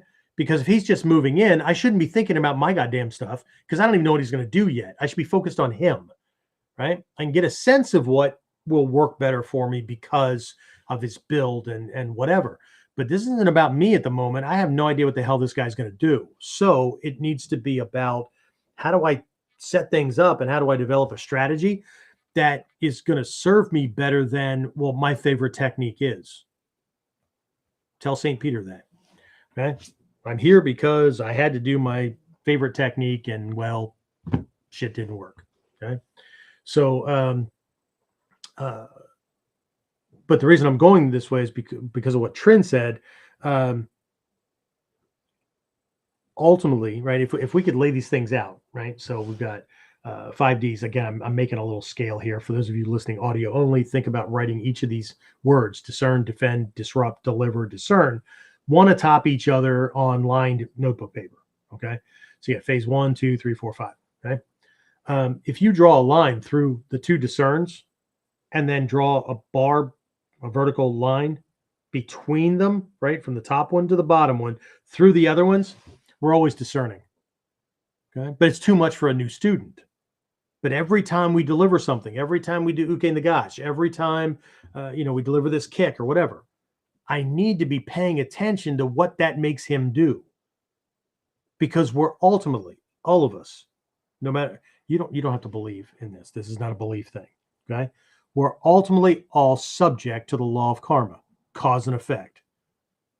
He does something that causes me to do something, which in and of itself is an effect that causes him to do something, right? So the better able we are to sense this stuff, right? It's just like when you're driving, or if you ski and you're going downhill, or skateboarding or whatever, right? Eventually you stop thinking about the mechanics, and it's just an experience, but your body's making all these micro adjustments.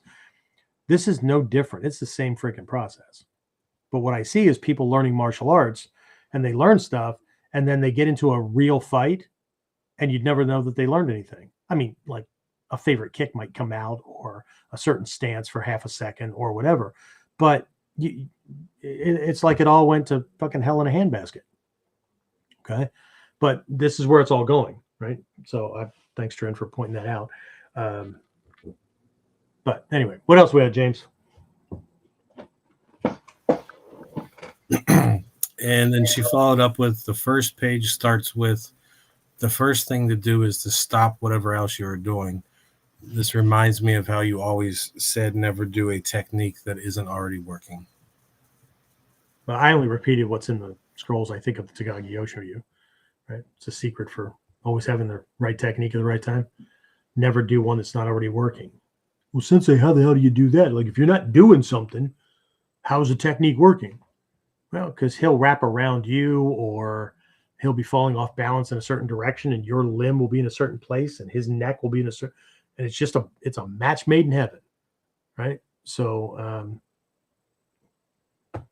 or the other answer to it is, you ask mom, like, Mom, how will I know when I'm in love?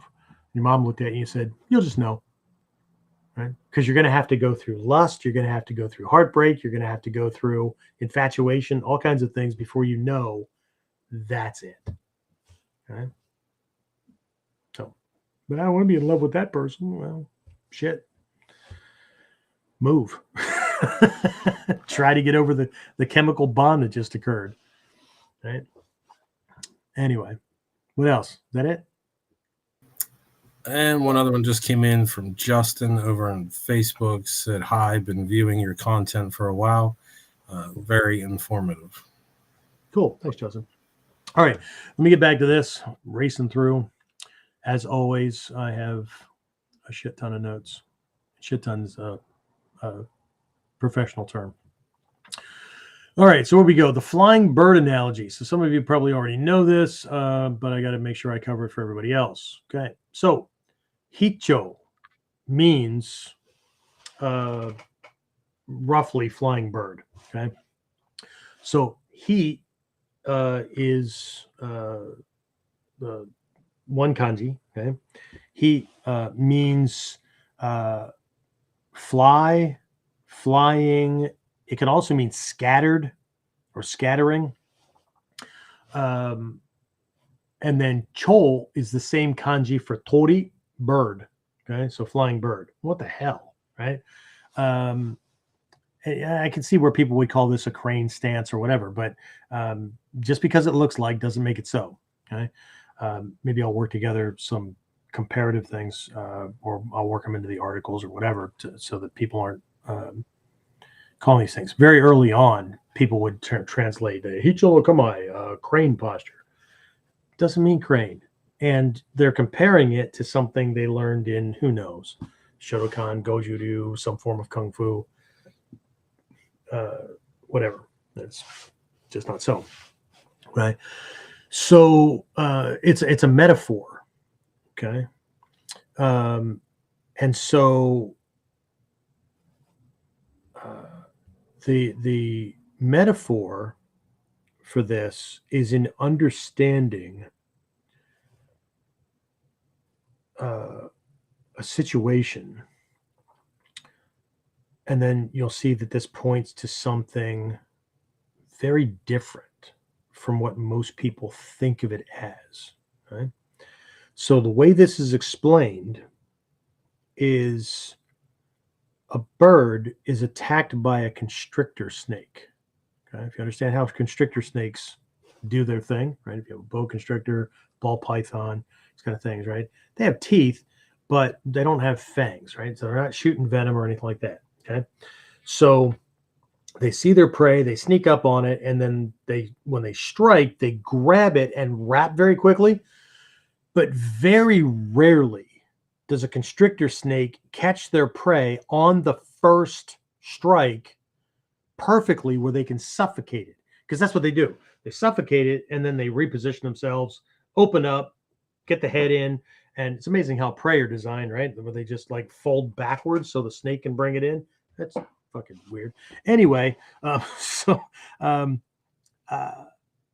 very rarely does the first strike catch it, right? So what happens is with that first strike, there's an initial struggle, okay? But if the bird can remain calm, what ends up happening is the constrictor snake has to, because it'll hold for a second or three, and it has to feel where the prey is, because it'll feel that struggle and it'll feel what it has, and then it will loosen up to reposition. And then when it cranks down again, the thing goes bluish gray, and then it just waits until it's done, and it's tomorrow's poop, right? So, or the next day's, whatever.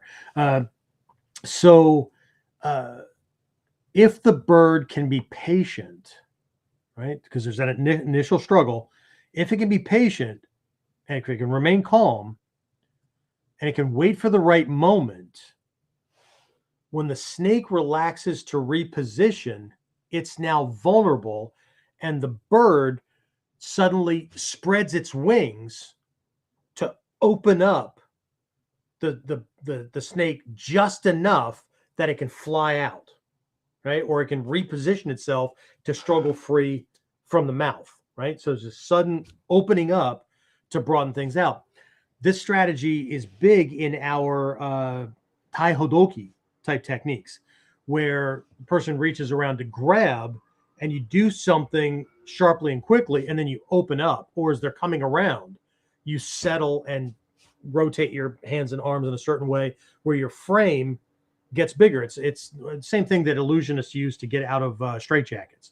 Like, you can yank on those cords all you want, but you're never going to lock him down enough to trap him, because the shape he puts his body in, which is almost imperceptible inside that straitjacket, as soon as you're done and he relaxes, he has room to play. Okay. And that's how he gets out. Right. So the escape from a straitjacket, and this is, as an amateur magician, I should probably not be telling anybody this, but for anybody who knows it, the escape from a straitjacket happens in seconds. The rest of a straitjacket escape is all acting and performance. All that struggle is bullshit. He's already out. Okay. Way back in the day, Hatsumi Sensei told us to study magicians. Okay. That would explain a lot about a lot of different techniques, whether they're psychological or projection of intent or actual physiological kind of things. Really cool shit. Right.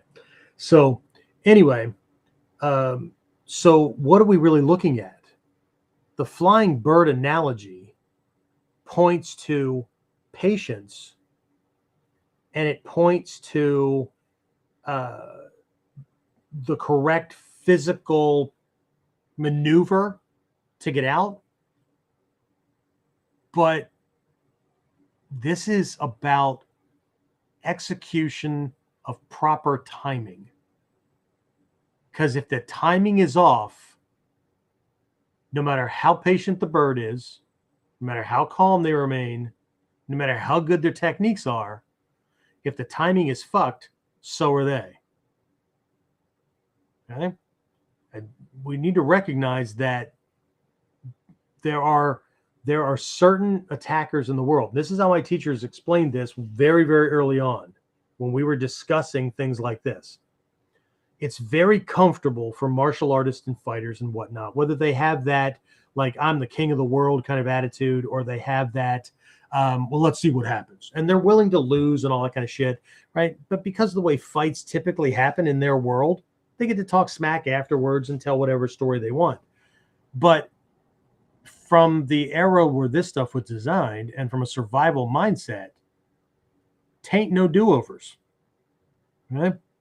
So, but the reality is there are certain situations and certain attackers that if they hit you first or they get a hold of you, it's not going to go well. You can hit them as often as you want. You can whatever. Okay? No matter how good your freaking technique is. So we have to have something in our bag of tricks that is not fighting brute force on brute force. It's not fighting, I mean, even Kotoryu, that's like brute force. Kukushinden, brute force, right? But Kotoryu, shit, one of the basic kangi kata is you're in Bobi no Kamae. He throws an attack. It looks like a hard style karate technique. He throws it, you uke nagash and drill him either in one of the Godin points, including the one here at the solar plexus, right? Or in one of these things where when you hit it, fucking drops like a rock. Okay. No matter how much this guy tightens up his stomach muscles, if I hit him in the right spot, which again, another reason for training softly, but that doesn't mean that we have to train like shit, right? It's training softly for safety, but a properly executed technique hurts no matter what, right? But people do soft training to avoid pain. And what they end up with is instead of like, a technique that's the shit, they end up with a technique that's loose shit. It's not the same. Okay. So, yeah, we're meeting brute force with brute force, but we're not meeting brute force the same way. Like this guy's hitting me to hit me to break me.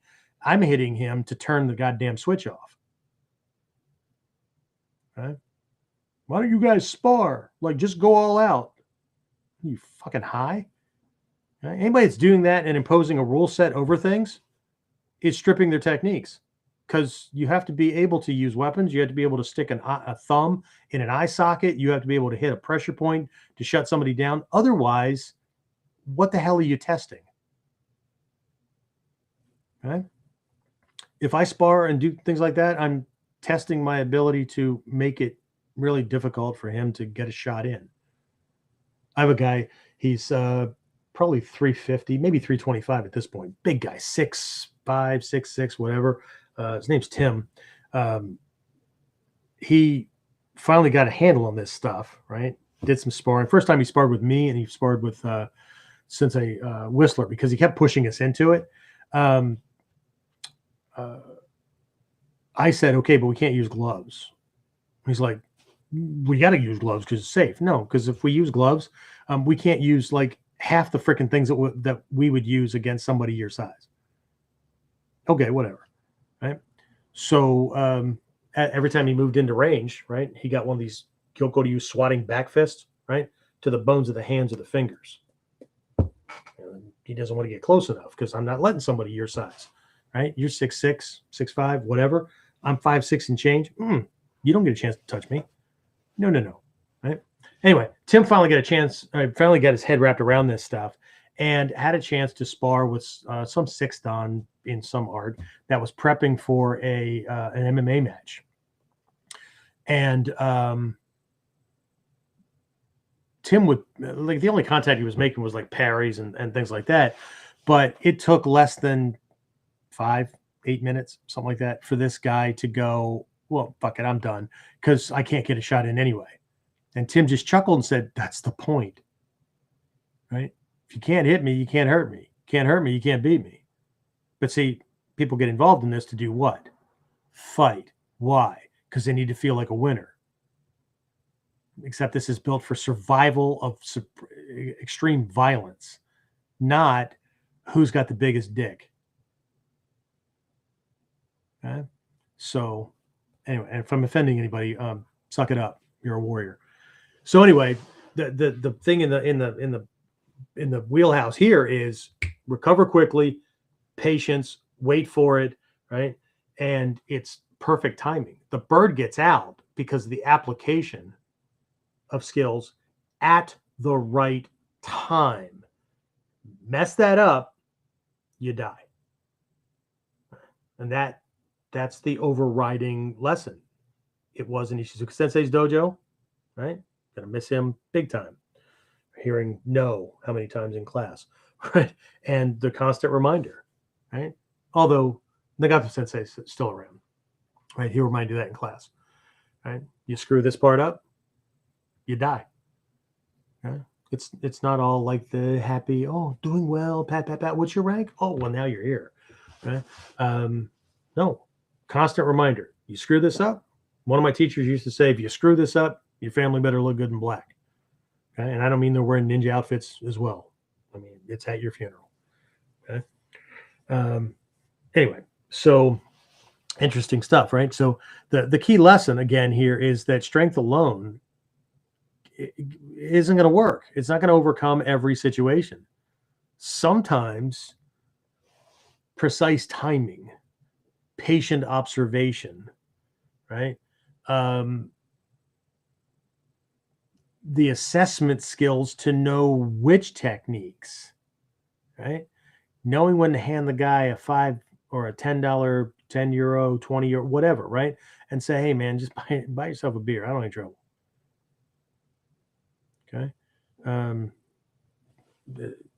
Winning and losing in this realm is like tucking your kids or your grandkids into bed, or spooning with your honey or whatever, right? And not giving a shit how you got there. Okay. Speaking of Isuka Sensei, right? His emphasis, right? He stressed relaxation and strategic patience, especially when practicing Kamae transitions and responses. Okay. Forcing, he used to point this out, right? Forcing rather than flowing often leads to overcommitment and vulnerability. Okay. So instead of trying to hit harder, how about if we just focus on hitting the right spot? And if we can't get to one of those, then we'll receive, because I can pay attention to his strength, his resistance, his weight, his intentions. Uke Nagash is like antenna, insect antenna, right? Or bird's feet, right? Detecting things, not just blocking, right? You don't need 2,000-year-old secrets to block something. We're wired to do that instinctively, right? You also don't need 2,000-year-old secrets to defend against shit attacks by an uke who has never been in a fight or has not been trained in how to throw the ones that we're defending against in this class. Right? I think it's this one coming up, spring camp. Yeah. One of my breakout instructors, been a student of mine for a while, but he's been in martial arts since he was a kid and in competition martial arts. So he's doing 2 breakout sessions. One is to teach a very common Taekwondo kick that people very early on would learn, because I'm not so much worried about people who earn their black belts in martial arts. They become, for the most part, humble and nice people and whatnot. I'm worried about the jackwagon that signed up for a yellow belt course, learned this kick so he could go use it in fights, and he's prone to starting them, right? So one session is he'll be teaching students how to do this kick properly, right? With power, what the strengths are and all that kind of stuff. The other session will be in looking at the weaknesses in it so we can defend against it. But it's this first one that I need students to understand.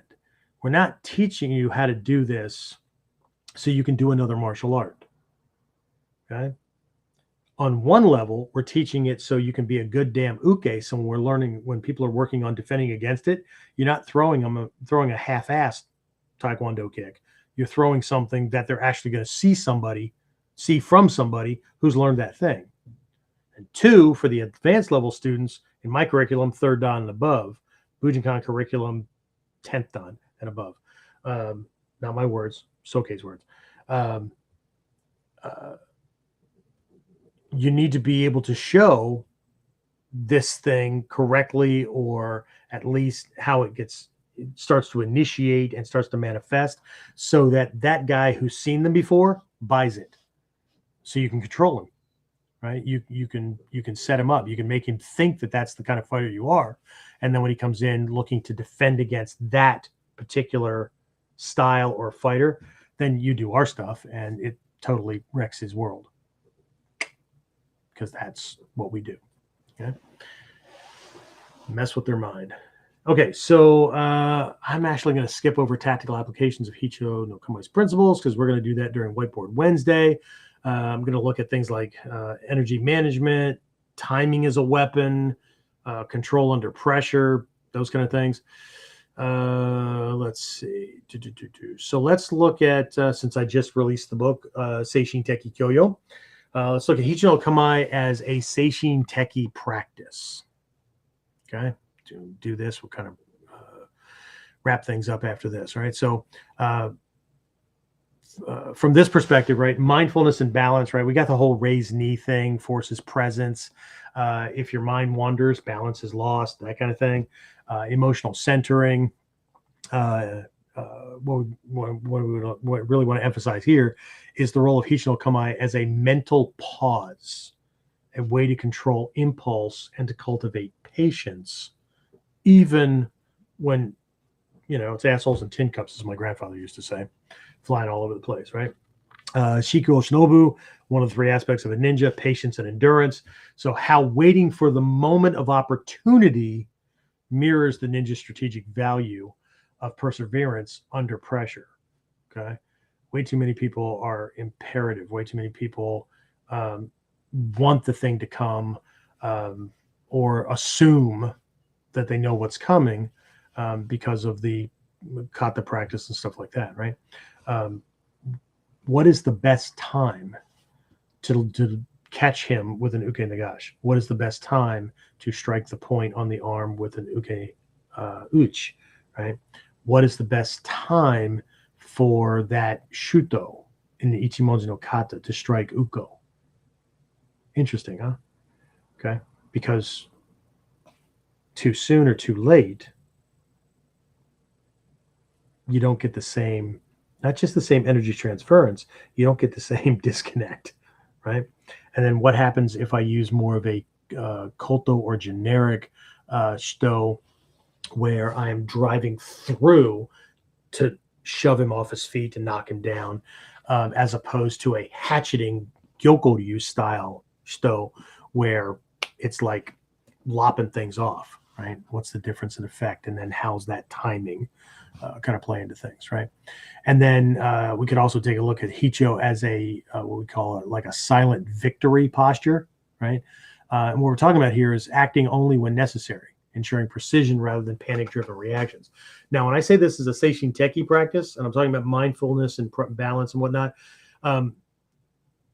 I know in the first one I mentioned the raised knee, right? Forces presence. It forces me to focus on, like, I'm on one foot. I need to wait for this thing because I don't know where to put this foot down. But when I say Hicho no Kamae in most of these other ones, I'm not necessarily talking about the physical posture. Okay. I'm talking about things going on in the head, things going on in the heart, patience, endurance, knowing when to act, right? When it's necessary and when it's ego driven, those kind of things, right? So, if you could visualize yourself, you're caught in a scenario where conditions prevent immediate action. I don't know if you've ever been in one of those. I think we're all human and we have been, right? To mentally rehearse the act of waiting, breathing, right? Striking or acting, right? Only when optimal timing presents itself, right? Some people can't not open their pie hole, as Shoshi Paul used to call it, right? When somebody insults them or somebody says something, they can't not open their friggin' mouth. And then the thing suddenly escalates, or it wasn't what they assumed it was. Now it's over here, and now they're struggling to catch up because they always have this imperative need to be right. Oh, it's just a freaking mess, right? One of the things I teach my students when they're using Shizen, you get somebody just like yelling and screaming at them and all that, and you want it to stop. So instead of yelling back, I just have them wait and listen. And then when the person takes a breath because they're winding up for the next one, you just look at them and go, "You finished?" "No, I'm not finished." "Be finished." Okay. It's just a matter of timing. Right? So Let's see. So this is where we move into the deception thing. I want to wrap this stuff up here. So Hicho no Kamae as a deceptive mental and emotional posture. This is where I've been heading, right? So if we expand Hicho no Kamae beyond its physical form, right, it becomes an expression of misdirection, control of perceptions, and calculated vulnerability, both in combat and in everyday life. So I'll explain what that means, okay? So much like the physical deception of the raised knee, okay? We're going to talk about this during Whiteboard Wednesday, and line of sight and disguising the length of limbs and things like that. This is in the articles as well. There's certain angles that are going on. And like most people will check themselves, or they look at a picture in a book, or they look at themselves in the mirror, or you're standing at a distance from your partner and whatnot. And well, you know, I can see his foot, I can see his shin, right? Those kind of things. Except that when he comes in for a punch and I shift into Hicho and deliver that block, he can barely see my thigh, let alone my knee. And the thigh and knee mask the position of the shin and the foot. So he doesn't know where or how I'm going to step, kick, or do something else with that leg. It's hidden. It literally vanishes. Right? Even if he can see it, the position of the leg, just like the position of the arms, warps his perception about how long my limbs are, so he can't take proper distance. If he can't take proper distance, then he can't make a good judgment about landing a good solid shot, let alone knowing whether or not he's in or outside of range for me. Okay. This is where ninjutsu shines. Okay. So where are we going here? So again, just like the mask obscuring this stuff, right? So the internal expression of Hicho reflects a deliberate attempt to appear in one of three states. Again, this is just scratching the surface for this episode, right? It's a deliberate attempt to appear unprepared, unaware, or easily manipulated. Okay, so very quickly, and again, I'm not physically in a Hicho. This plays into Kyujutsu Tenkan and a couple of other principles, right? Where we're juxtapositioning truth and falsehood. Okay, so what if I'm in a situation where I don't have enough information to counter what this person's doing? They could be setting me up, whatever, right? And so I present myself a certain way. So if I present myself as being unprepared, right?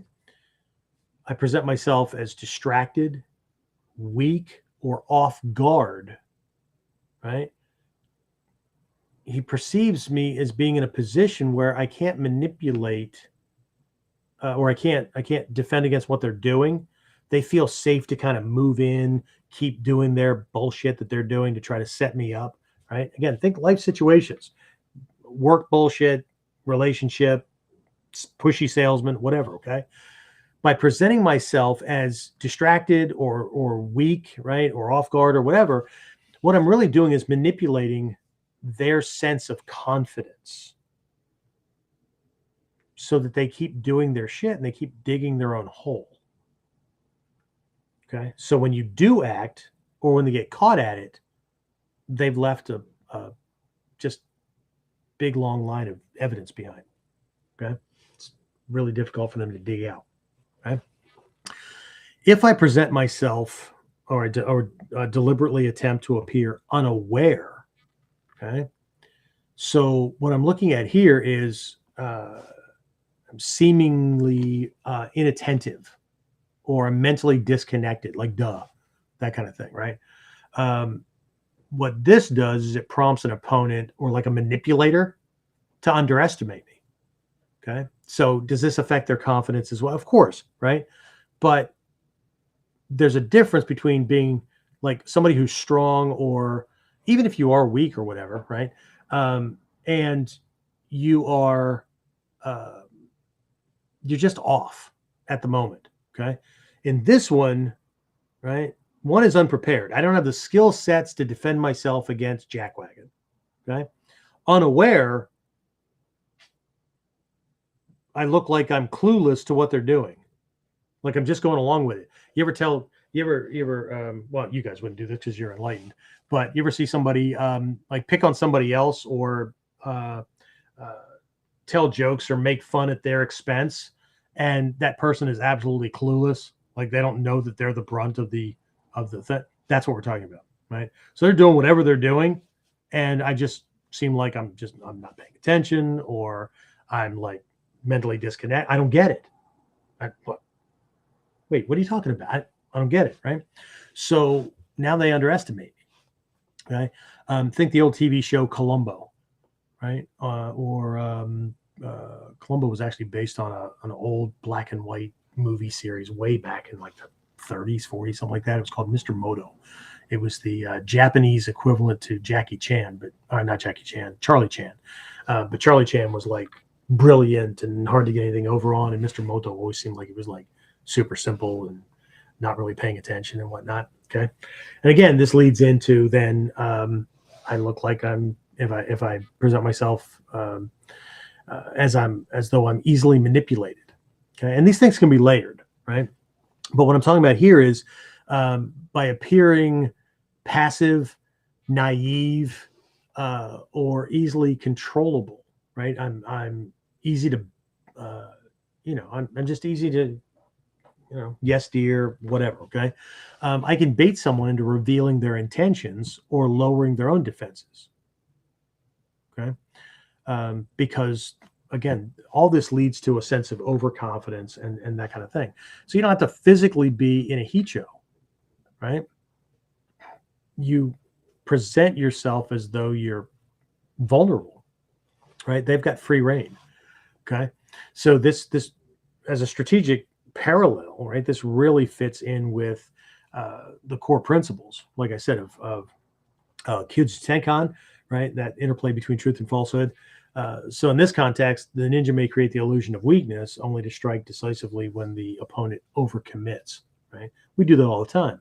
Well, the goal with shifting to Kamae so he misses, so you can do your uke nagashi, right? The mastery there is in learning the proper timing to move, because he should be bracing for impact.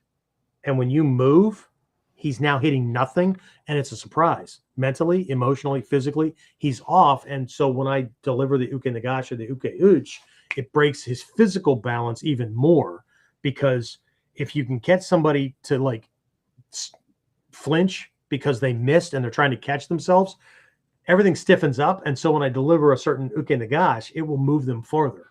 It will cause more pain, more damage, that kind of thing. It's not just hitting for the sake of hitting. Okay. There's also a concept called Saketsu Jizai.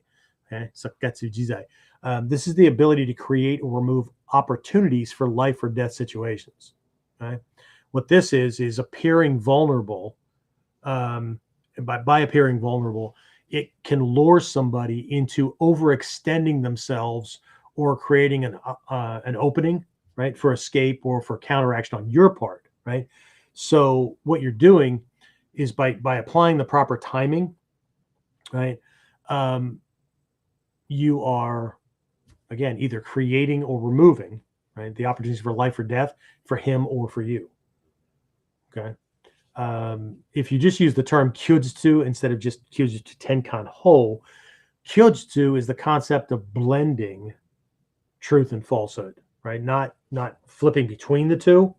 It's but Kyujutsu is also just clarity and knowing truth. Okay, much like Hicho's raised knee, right, distorts those visual cues and lines of sight and all that.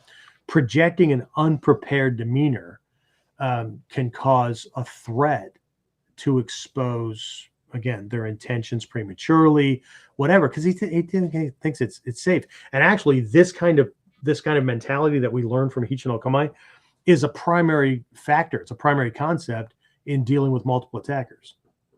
right? It's not just like he throws a punch and I shift to the outside and that keeps the other guy from getting me. How do I control who throws the punch? How do I control who goes first? How do I keep both from attacking me or punching at the same time? Right? How do I manipulate them so one feels safe to attack and the other one um, slows down or stalls because they think that I'm ready for them, right? And then how do I split my attention where it looks like I'm looking at one person, but I'm actually paying attention to the other one. So my eyeballs are pointing at one, but my attention's actually pointing at or it's paying attention to the one who's now feels safe and throws the shot. So at no point here, I mean, I may be, but at no point here am I physically in a Hicho no Kamae. But I'm presenting a weakness. Right? And so the other person feels absolutely safe in doing what they're doing. And then when the trap gets closed on them, well, then they're fucked. Okay. And they did it to themselves. Okay.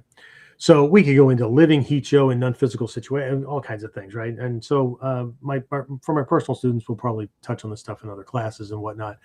But just wrap this up here. So Hatsumi Sensei often stressed the power of invisibility. Okay. And that's really what we're looking at here when he was teaching on deceptive strength. Okay. So he wasn't talking about invisibility in the literal sense, right? But in the ability to blend into one's environment, appear unthreatening until the decisive moment. Right? One of the quotes I have from him is the essence of ninjutsu is to endure, to persevere, and to overcome. The goal is not to fight strength with strength, but to be invisible, unseen by the opponent until you strike. And one of the ways to appear unseen in plain sight is to not appear to be a threat to them or somebody that they have to, put any kind of worry or extra effort into or whatever.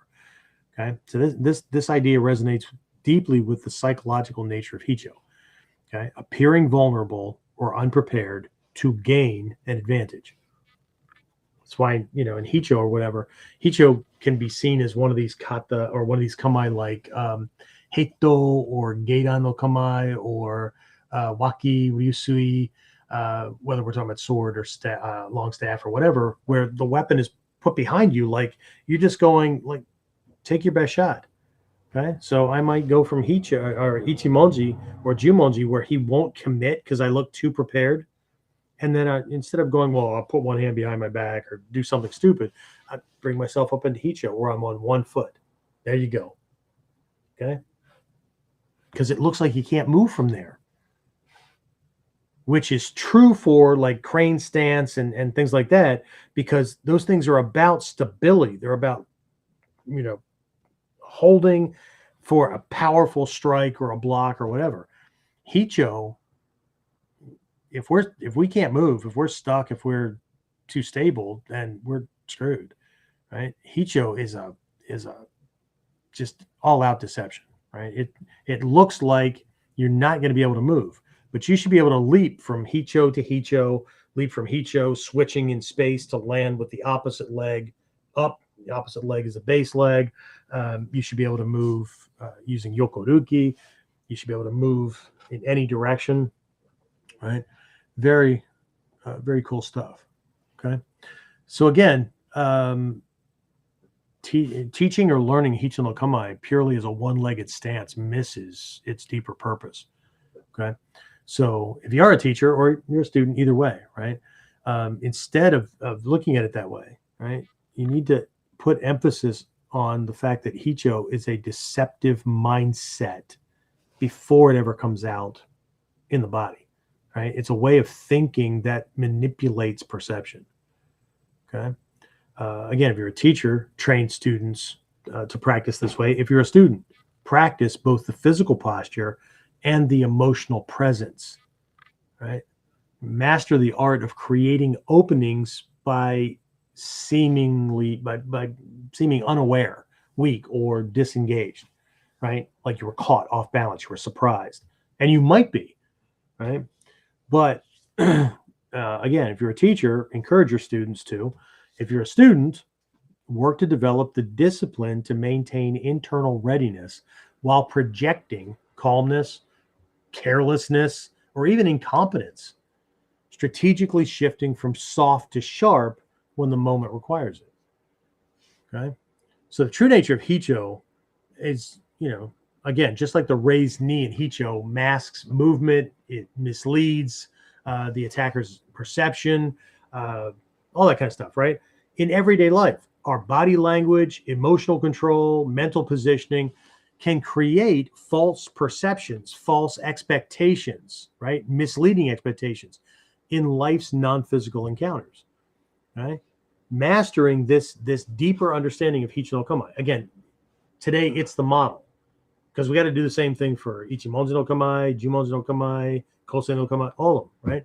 Okay. But mastering this deeper understanding of the Kamae empowers you to influence outcomes, not by meeting force with force, but by manipulating perception and creating openings others don't even know are there. They fail to recognize them when it's actually an opportunity, or they don't even know what the hell they're looking at.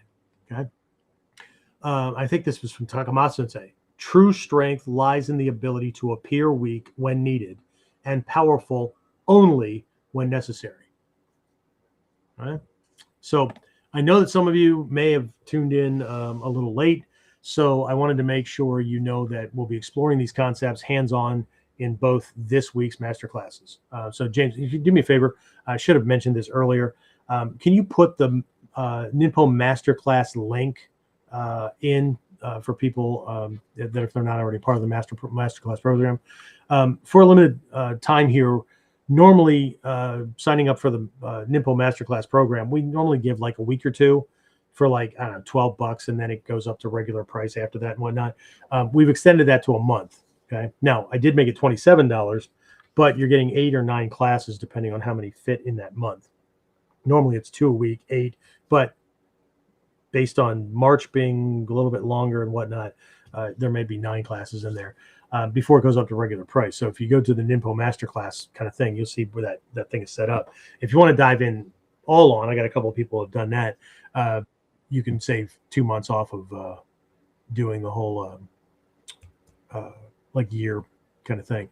But that's our entry level kind of program. Doesn't come with coaching or anything like that. Anybody wants to do coaching, you can reach out a different way that way. James, can you find the link also for the requesting the complimentary coaching call and pop that in there as well, please? So anyway, again, so whether you're focused on mastering Hicho, we're doing that this week or whatever, or you want to go deeper into a lot of this stuff, we've got some space in classes. Okay. So just closing thought, and then we'll open things up to questions.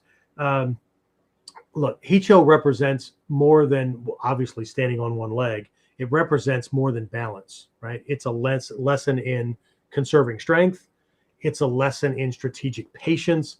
It's a lesson in choosing precision over panic, right?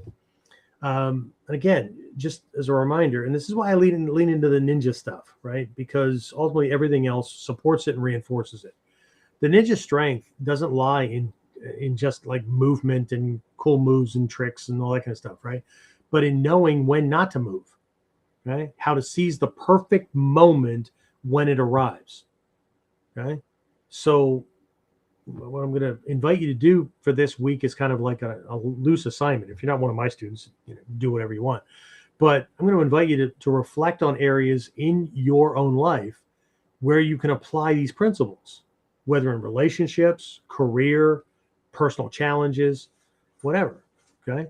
And of course, right, we've got these live classes and stuff that you can dive into if you really want to see how deep the rabbit hole goes. And I get it, right? A lot of people, if it's not a live seminar, if it's not a live class, if it's not a real dojo, then it doesn't matter.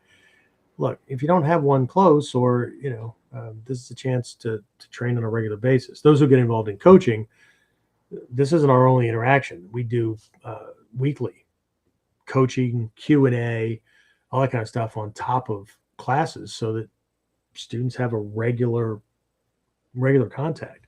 Right? There's video reviews. There's all kinds of stuff that go along with it. So anyway, and if nothing else, May 2nd, 3rd, and 4th, right? Our spring camp is coming up. We're doing, and I know Noguchi Sensei just did a Koto Ryu thing out in Las Vegas, but we're going to dive into Koto Ryu secrets, and we're going to integrate Yari for more than just the cool factor that spears have. Right? So anyway, let me get back over here to my other screen. All right, James, what do we have? Last minute questions, comments, complaints. Did I lose James? I heard a beep.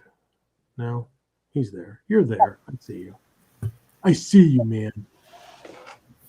What do we have? Questions, comments? Let's wrap this up. Send people on their way.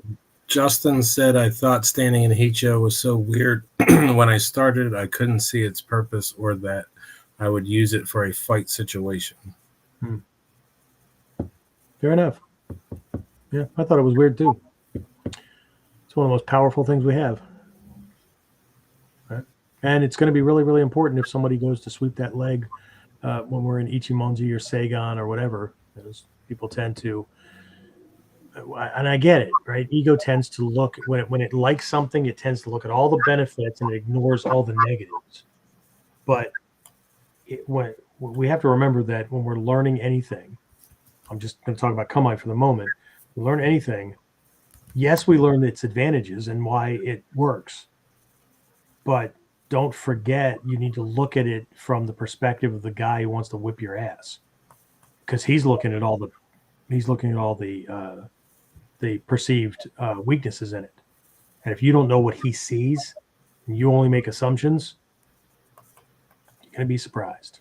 You're actually in a weakened position. Right? You're in Hicho and don't know it. Okay.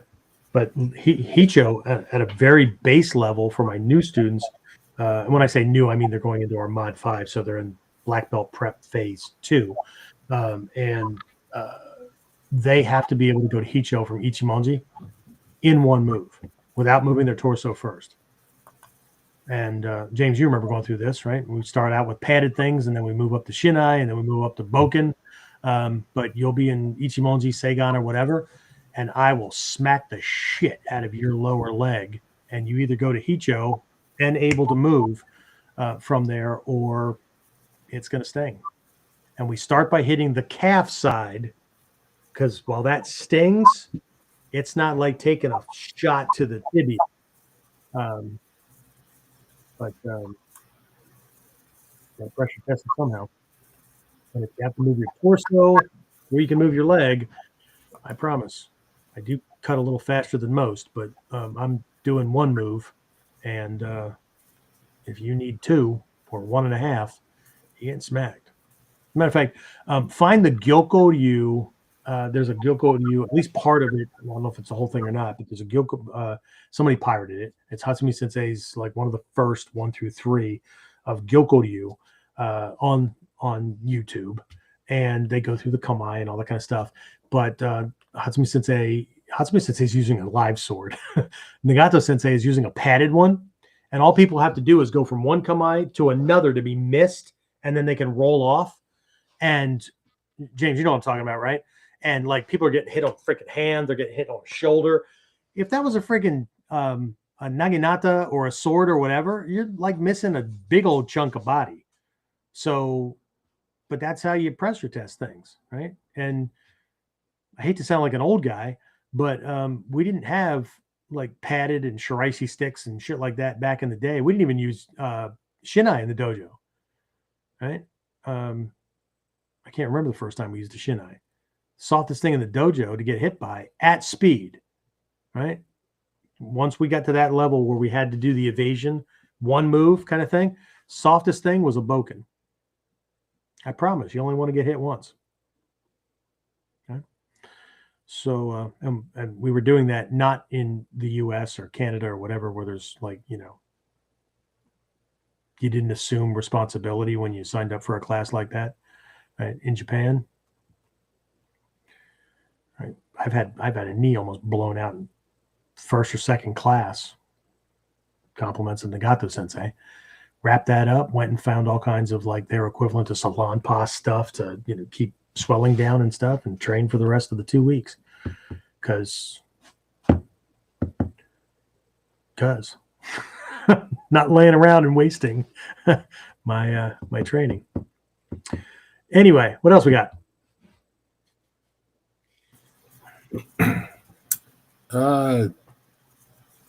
Technicoec Keto looks like over on Facebook says I trained every day, but I don't know. I freeze. I don't act well. Can you give me some advice? Yeah. Same thing I give my students. Start slowly. Have a partner come in. So pick something that you're working on. Ichimonji to Hicho, Shizen to Ichigo, whatever it is, right? Where you're dating. Start really slowly. Your partner's coming in with the intent to hit. Okay. Now they're choosing the speed, and you're going to work that. And when you can do that properly, 8 out of 10 times, they're gonna bump up the speed and the intensity a little bit.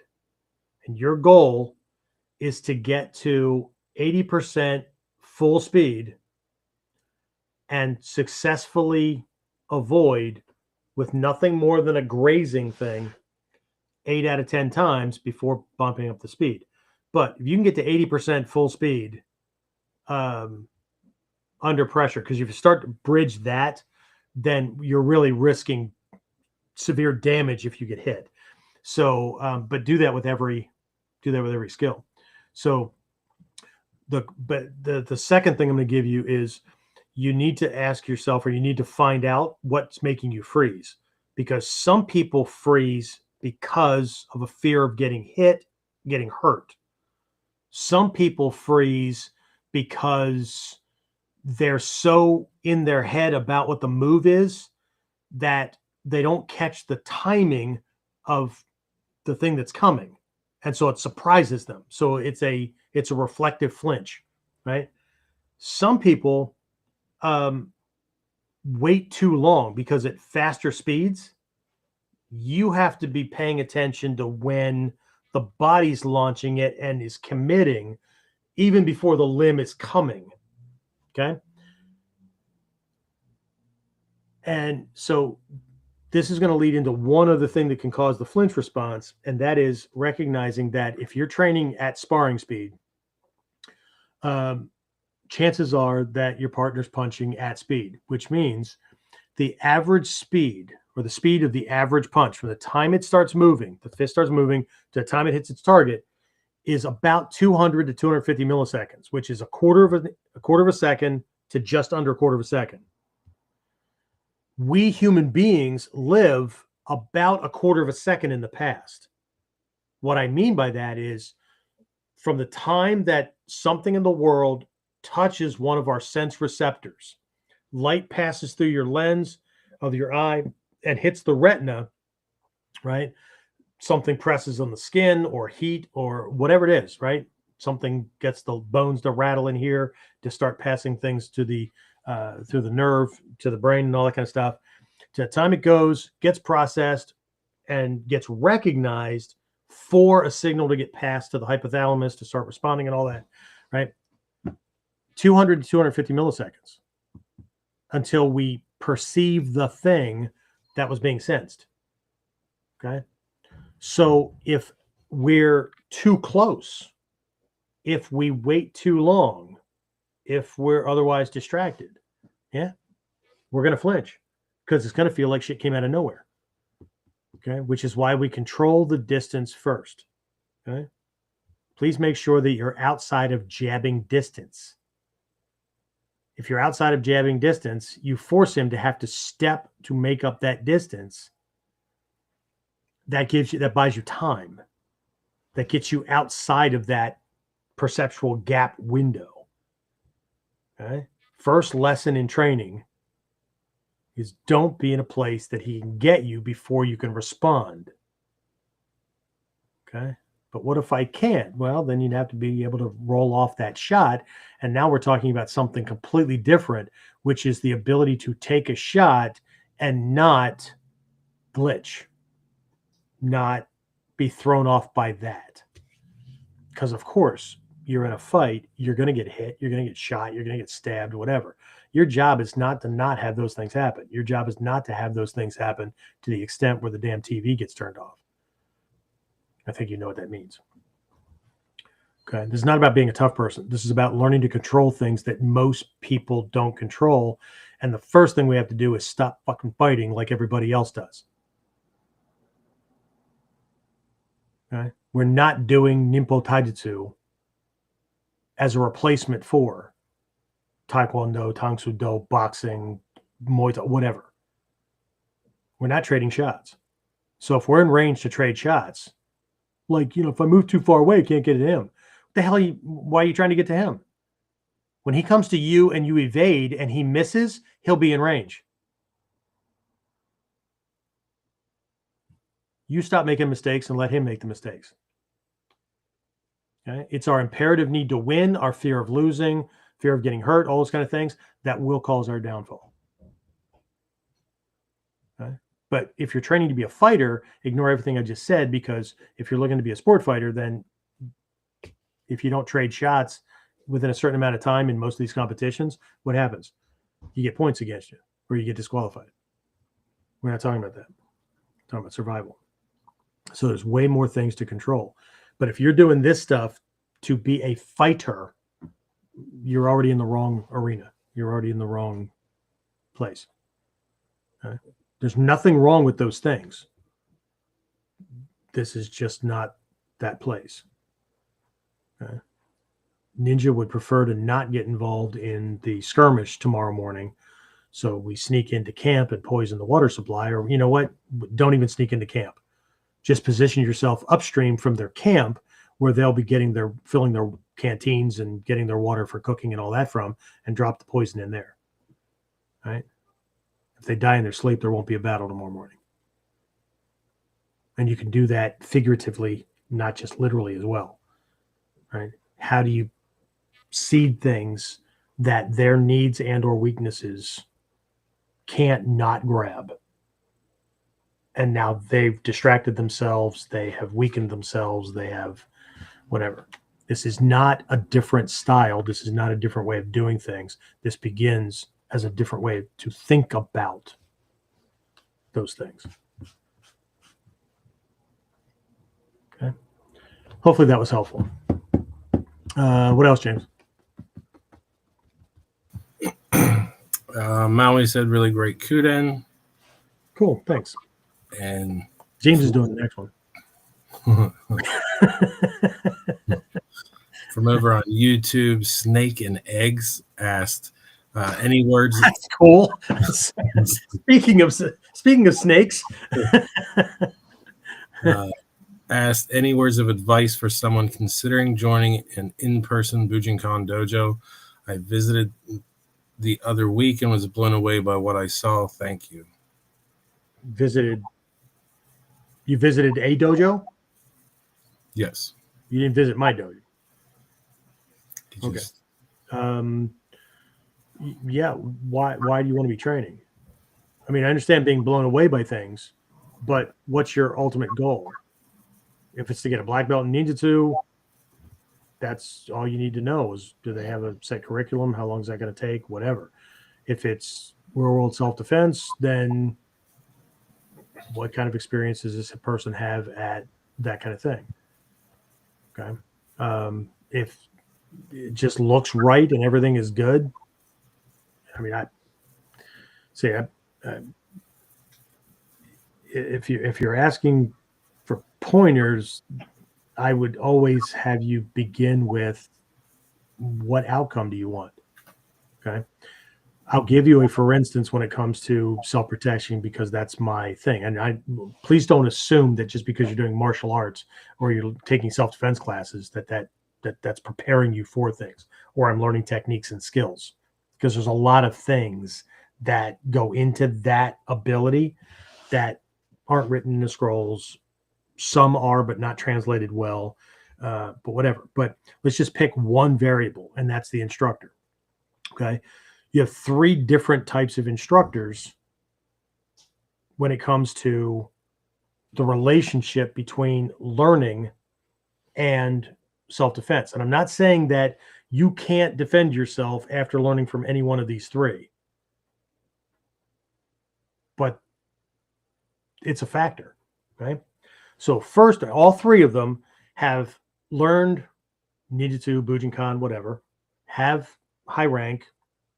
Let's say they're all the same Dan rank, whatever, okay? And so they've earned their black belt and they're teaching and whatnot. So they know the techniques, they know the skills and whatnot, okay? So all three, that's the similarity, okay? But one, okay, has never been in a fight, never been attacked, never, they don't know what it's like inside that bubble, okay? So they're going to have to share things they got from teachers. But now we have to ask, did their teacher ever have they ever been in things? Why does this matter? Because we're preparing for handling what goes on inside that bubble. And this is not the same as sitting around the kitchen table talking about how you'd whoop somebody's ass if they ever attacked you this way, because the logic and the way the system, the state that we're in and the way the system operates under the adrenal response, when the amygdala is sending signals to the hypothalamus is dropping chemicals and peptides and shit like that into the system that are going to affect every cell in your body. They're literally going to change their state and how they operate. Right? I just simply call it the human self-defense wiring or mechanism. It's not the same as operating from the neocortex and the higher brain functions and stuff like that. It's just not. The state is different. Okay, but either way, person's never been in a fight, let alone use the stuff that they're teaching you. Okay, instructor 2, everything's the same. They have been either in fights or they have been attacked or whatever. Okay, so they have experience inside the bubble. But this person, while they won, lost, whatever, have never used the stuff that they have a black belt in to win those fights or to survive. Okay.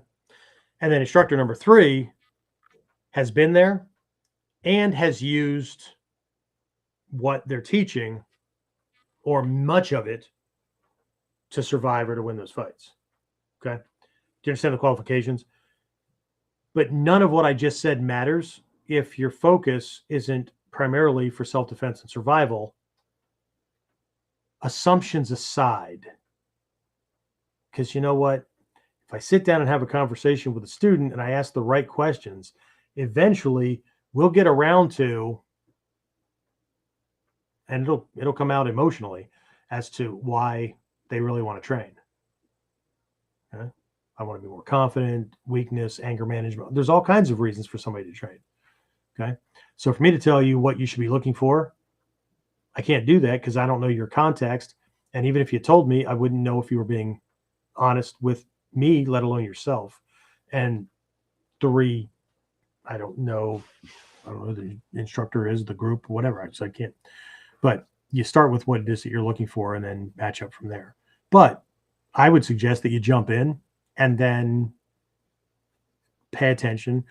Have a healthy sense of respectable doubt always with any instructor, me included, because if something doesn't make sense or like, you're defending against something that, like, I've never seen anybody do that. Why would we do that? Right? Be respectful about it and stuff, because the teacher should be able to explain why we're doing it. Or we're not doing this as a self-defense technique. This is a drill that has everything to do with self-defense. Okay. That positions it in here. This is a skill development thing. That explains why it doesn't look like it's whatever. Okay. Those kind of things. So, but sooner or later, you'll figure out if that's the right thing, unless you get infected by what we call dojo syndrome or the mutual admiration society bug, which is like, what a fight was like before you got involved in training. And then somewhere along the line, that got warped and you forgot. Anyway, that was probably more than I wanted to cover. I apologize. It was also probably more than you wanted to hear. So anyway, what else, James?